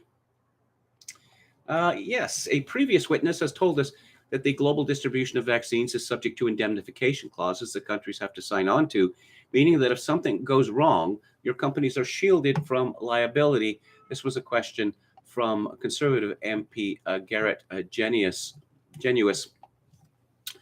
Could you please explain why your company asked for indemnification clauses, why public bodies should assume those liabilities, and whether these indemnification clauses would apply in cases where information was withheld by your company with respect to risks? As expected, AstraZeneca Canada President Kirsten Coombs is dumbfounded by the straightforward question of why their company asked for legal liability. So I'm not privileged as to specifically the indemnification clause and the contract you speak of. What I can say is that AstraZeneca stands behind our medicines and the safety profile of our medicines. And the MP interrupted her and asked, her to answer the question. Again, Coombs is dumbstruck, dodging the question as Genuis is prevented from continuing. As many will remember, AstraZeneca was the first of the 4 big vaccine manufacturers to have their product rejected around the world after governments admitted that the vaccine led to an increased risk of blood clots forming and a whole host of other side effects. Without indemnity, AstraZeneca would have been liable for every injury. Moreover, they likely knew that the vaccine carried with it such risks. And Rupa Subramanya, previously cited, tweeted, "There's a reason why COVID-19 vaccines made by Pfizer and Moderna are not available in India. The Indian government refused to grant them indemnity, with Pfizer demanding both indemnity and a sovereign immunity waiver." Does that sound like they stand behind their product? Not to me. Not to me, it doesn't. But perhaps I am. Perhaps I am too cynical. And, yes. Remember, I was talking just a minute ago about governments of United States, Britain, Canada, etc., deciding to wreck the world supply system over some over a pissy little dispute with Russia. This is from Talia Kaplan at Fox Business. Goya Foods CEO Bob Unanu warned Tuesday that the world is on the brink of a food crisis. Speaking on Mornings with Maria, he also argued that the world has weaponized food. We're on the precipice of a global food crisis, the CEO told host Maria Bartiromo. Inflation accelerated to a new 4-decade high in March with supply chain constraints, the Russian war in Ukraine, and strong consumer demand fueling rapid price gains that wiped out the benefits of rising wages for most Americans. Yes, the rising wages that they got when President Trump pretty much shut down immigration to the United States. And what was the first thing that Biden did when he became president? Something to do with transgenders in the military. After that, open the border. Come on in, Jose and everyone else. Prices, wages in the United States have just gotten too high. And these lowly workers have gotten too big for their boots, and they need to be taken down a peg. And oh yes, the Toronto Star is Canada's best example of it's not happening, but it's a good thing that it is. This story, inflation. It's nothing to do with the government. Nothing to do with the government printing money like crazy. Well, in our case, borrowing money like crazy. Heather Schofield at the Star. We see the rise. Inflation will cost you $2,000 this year. Get used to it. Trolls, peons, Untermenschen. This is according to the Bank of Canada, whose mission it is to control such things, and we will need to suck it up. It hurts more if you're already just scraping by. And regardless of who you are, doing the groceries has become a miserable experience with the sticker shock enough to give any shopper whiplash and leave bargain hunters empty-handed. Get used to it. Because even if everything goes according to plan, it will be many, many months before things settle down. Mortgage holders and anyone with a variable interest rate on their household debt already feel the pain, and that's by design. The central bank wants to dampen inflation by dramatically raising its key interest rate, throwing cold water on consumers and calming the frenetic pace of hiring, buying, borrowing, but not so fast it causes a recession. That's its job. What's it taking the reserve rate from what? Is it increasing it like by 5%? No, it's increasing it, by 0.5%? That's just, wow, crippling. Oh, by the way, the governor of the Bank of Canada is called Tiff Macklem. And Tiff Macklem is actually a man.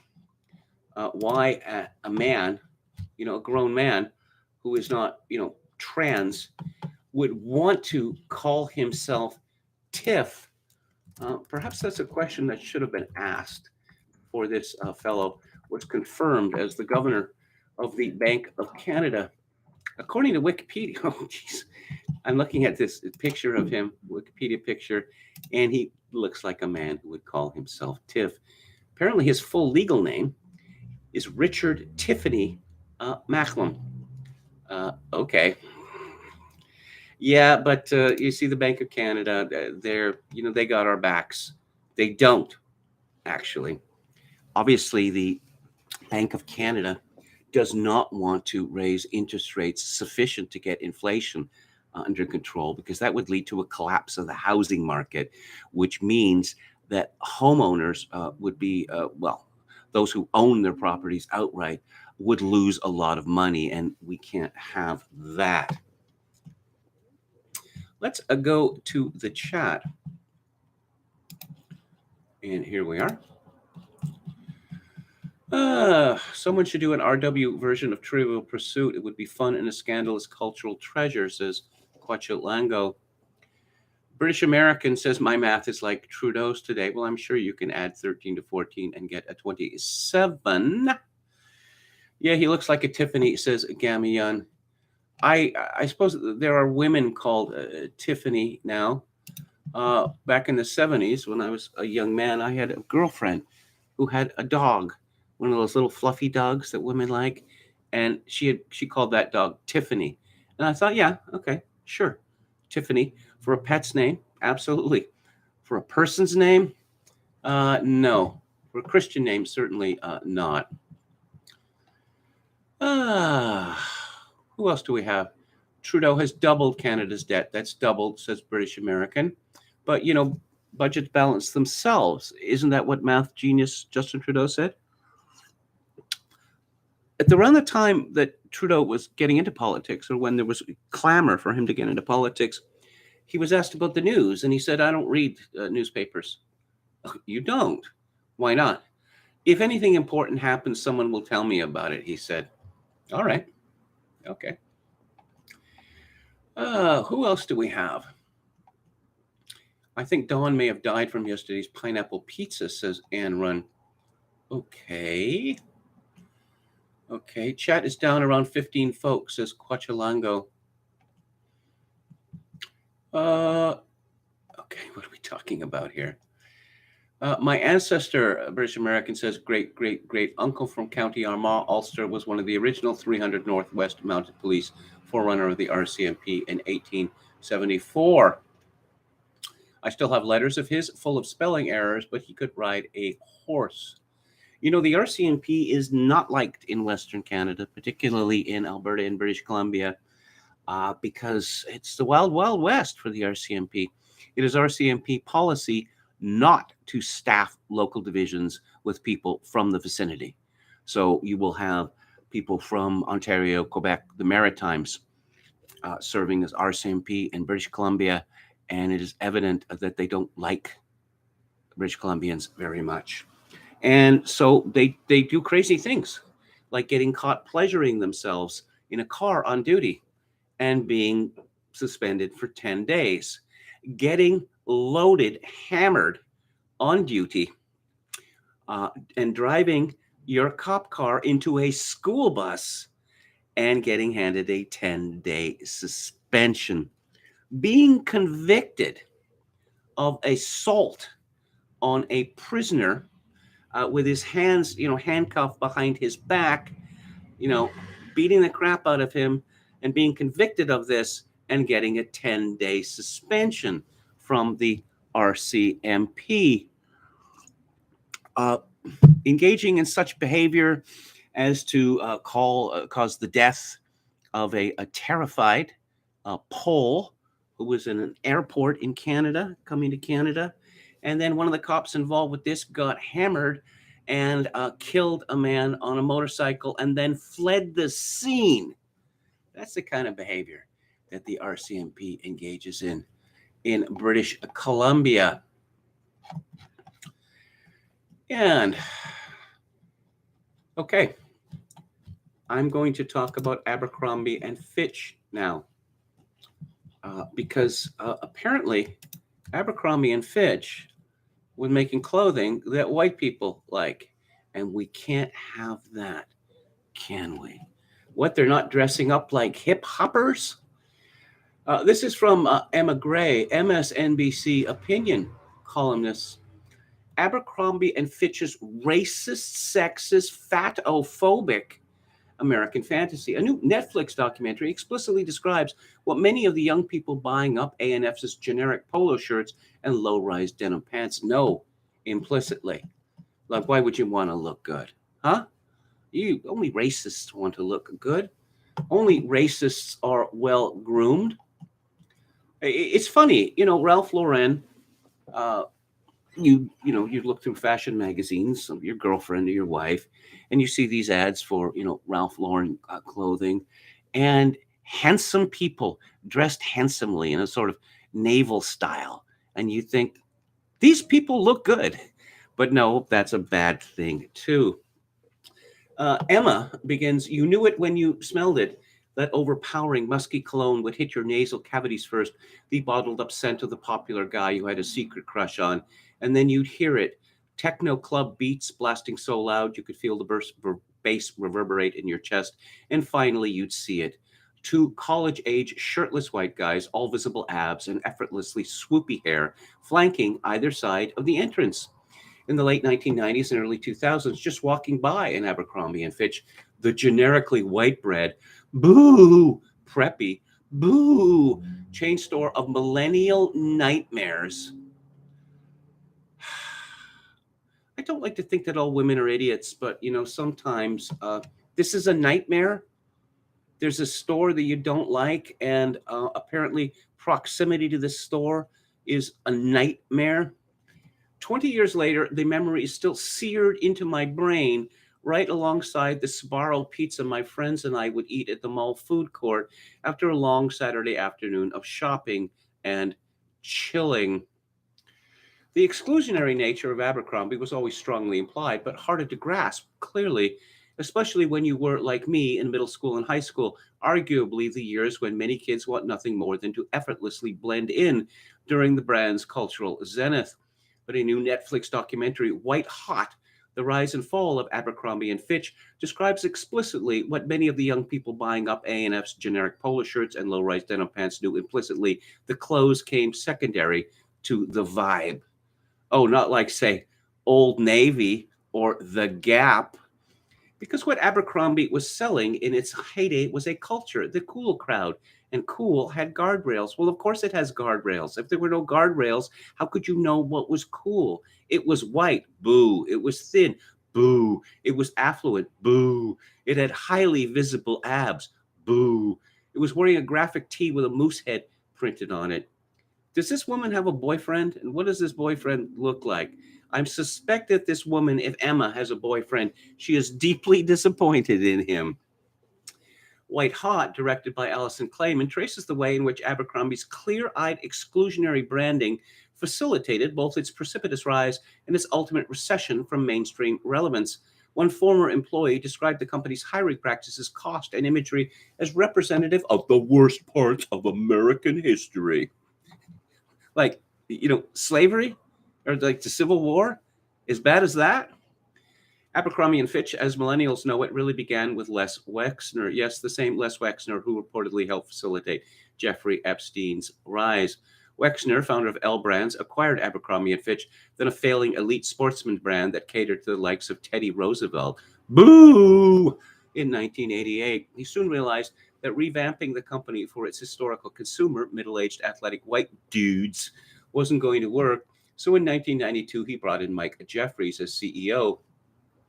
Jeffries is the one who made A&F into an arbiter of cool, with stores whose windows were blocked by shutters and where hard-bodied male models guarded the entrances. Jeffries leaned on acclaimed photographer Bruce Weber to create the brand's signature aesthetic, black and white, preppy American, centered on the half-naked male form. Bruce Weber, huh? Yeah. It strikes me that Abercrombie and Fitch was clearly looking for a gay clientele as well. But is she going to mention this in the story?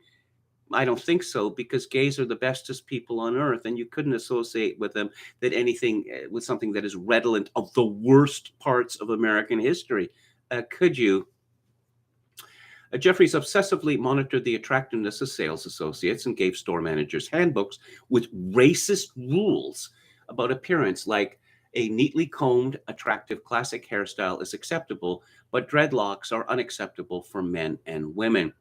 Under Jeffrey's stewardship, the company's seemingly discriminatory hiring practices spurred a class action lawsuit in 2003. Years later, when an A&F store refused to hire a young Muslim woman because she wore a hijab, the company fought it all the way up to the Supreme Court, which ultimately ruled against Abercrombie 8-1. Well, I'm waiting for the Supreme Court of the United States to rule that the grooming policy of the New York Yankees, which forbid messy hair, dreadlocks, all manner of things, beards, any kind of facial hair, and require its players to wear jackets and ties, when they are on the road.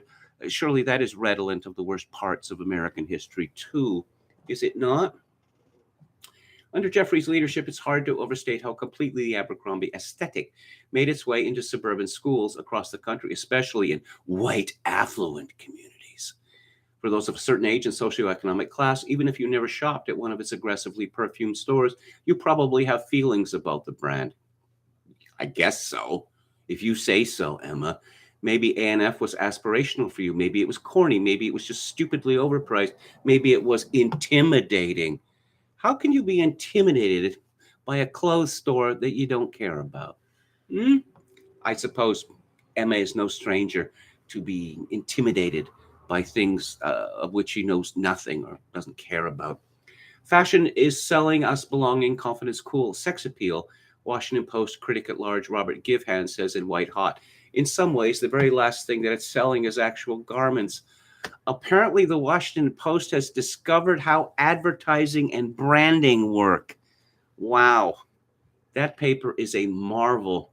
In that sense, Abercrombie wasn't just selling the masses racist, xenophobic graphic tees. Oh, and there's a link. I want to take a look at one of these racist, xenophobic graphic tees. Hmm? Oh, I see. There's an Oriental person and Pizza Dojo, eat in or walk out. Uh, yeah. What does this say? You love long time? Okay, yeah. And there's two angry Chinese people demanding that Abercrombie and Fitch not only pull what they say are racist T-shirts out of the stores, but also make a public apology. All right. It was selling reassurance to insecure teenagers that they could fit their bodies into those clothes. Well, maybe if they made an effort to lose some weight, they could fit their bodies into those clothes and see their faces in the faces and abdomens. This woman is obsessed with abdomens for some reason. Perhaps her boyfriend, their putative boyfriend, is flabby in that region. They were going to be all right, maybe better than all right, to be chosen by Abercrombie to work in its stores or model its clothes, or to easily fit into Abercrombie. Does this woman have a weight problem? The brand famously didn't make sizes bigger than large, and that clearly is redolent of some of the worst parts of American history. Was synonymous with desirability, and what teenager doesn't crave the reassurance that they are wanted? Even with my thin privilege and white privilege, then why is she worrying about fitting into the clothes? I always knew implicitly that I was not the type of girl who would never be recruited to be an Abercrombie sales associate. I was too Jewish. Oh, boo-hoo. And too brunette and a little too awkward in my newly pubescent body. Ugh. My teenage years were a nightmare, and now I'm going to inflict that nightmare on you, dear readers, for the rest of my life. I was more of an American Eagle gal. It was a little cheaper and a little less intimidating, but that didn't stop me from perusing the A&F shelves and jokingly taking a Christmas Polaroid with one of the local shirtless models. Again, obsessed with abs. The marketing budgets these stores must have had, absolutely wild. In the early aughts, so many young people seemed to exist in relation to the Abercrombie ideal, an ideal that had no qualms about expressing outright disgust for entire segments of its potential customer base. To be fair, Abercrombie didn't exist in a vacuum. This was an era in which young women's bodies were not only considered fair game for consumption, but also for detailed, excruciating critique. This was, after all, the era of Jessica Simpson's mom jeans gaffe. I'm sorry, if you have a nervous breakdown or close to it, because Jessica Simpson talks about wearing mom jeans, there is something deeply wrong with you. And the constant stream of degrading tabloid headlines, but a whole plethora of young female celebrities. Well, maybe if they don't want degrading tabloid headlines, they should stop doing degrading things. As Givhan put it, Abercrombie's meteoric rise is really an incredible indictment of where our culture was just 10 years ago. It was a culture that enthusiastically embraced a nearly all sort of waspy vision of the world. Yes, there was no such thing as hip-hop culture in the United States during the dreaded Abercrombie and Fitch years. You never heard hip-hop music, rap music coming out of cars. You never saw young men wearing dreadlocks and their pants coming down almost to their knees. No, you never saw that sort of thing in America because of the dictatorship of Abercrombie and Fitch. This is what passes for journalism in America now. Neurotic women inflicting their pain, or what they imagine to be their pain, on the rest of the world. So this woman had a problem with Abercrombie and Fitch because she was too Jewish, and this is a completely made up problem.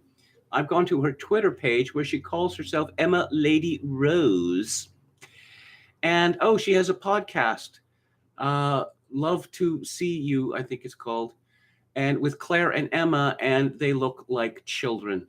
They look like children. Uh, the affect of the one not named Emma, she looks like she's 14 years old. This is disturbing, very, very disturbing. I've noticed, with the Hollywood actresses, that a lot of them, they reach 30 and beyond, and they still have the facial affect of children. Let's take a final look at the chat.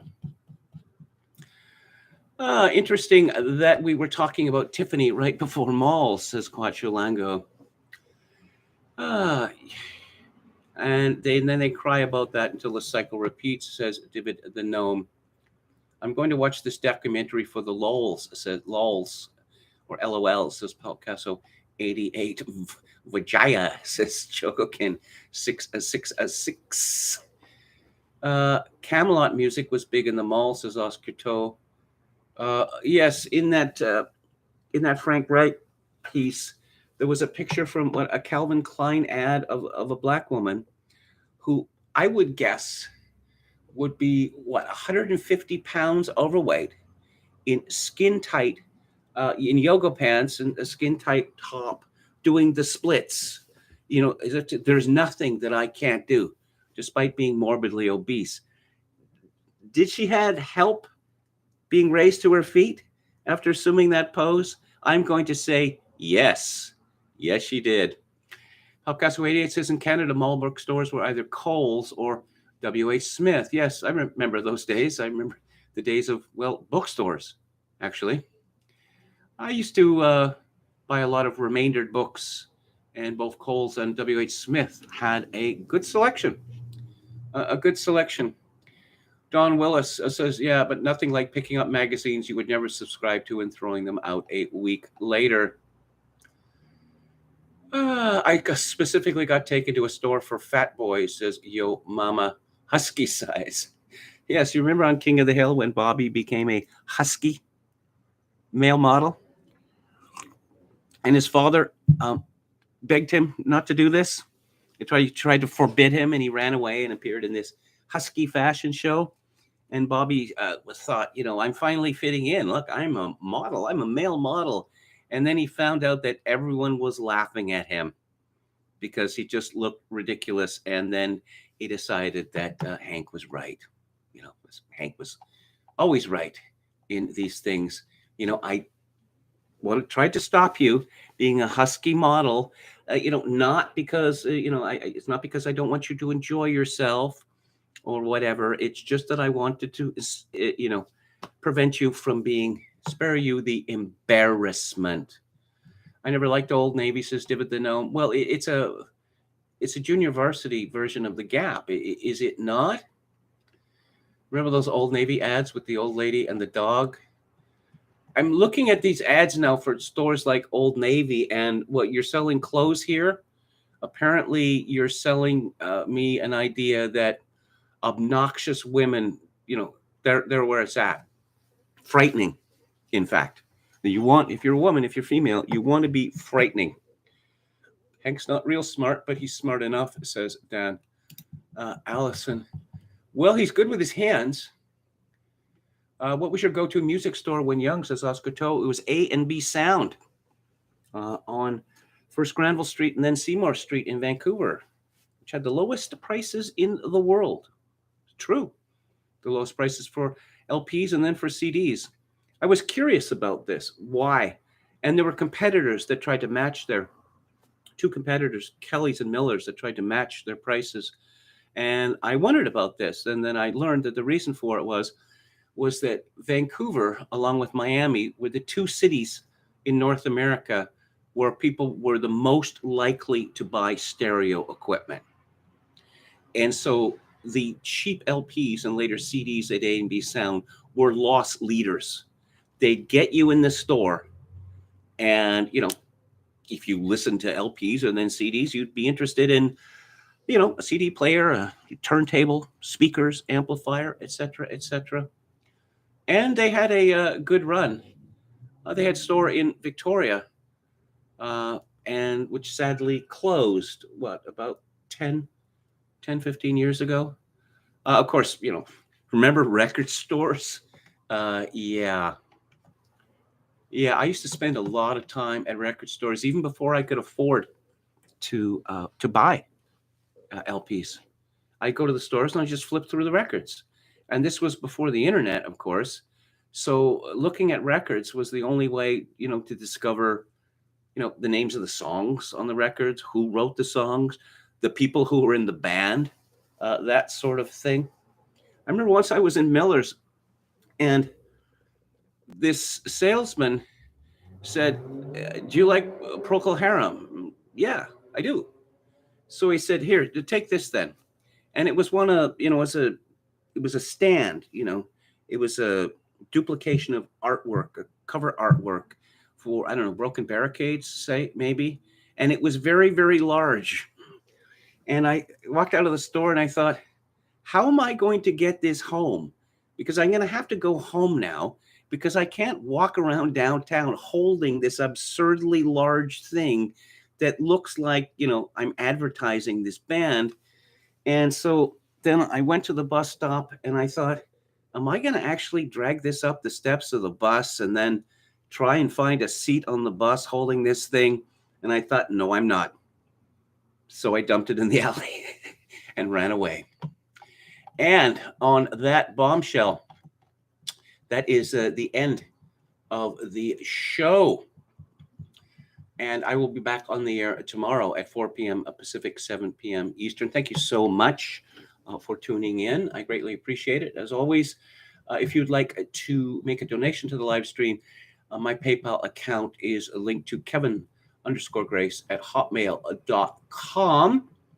If you were in Canada, donations to the live stream may be made directly via Interact at kevingrace@shaw.ca. And I leave you with this: in these days of social atomization and a civilizational collapse, I do dearly wish that you, my dear viewers and listeners, manage to forge a genuine human connection in order to ease the burden. Good night.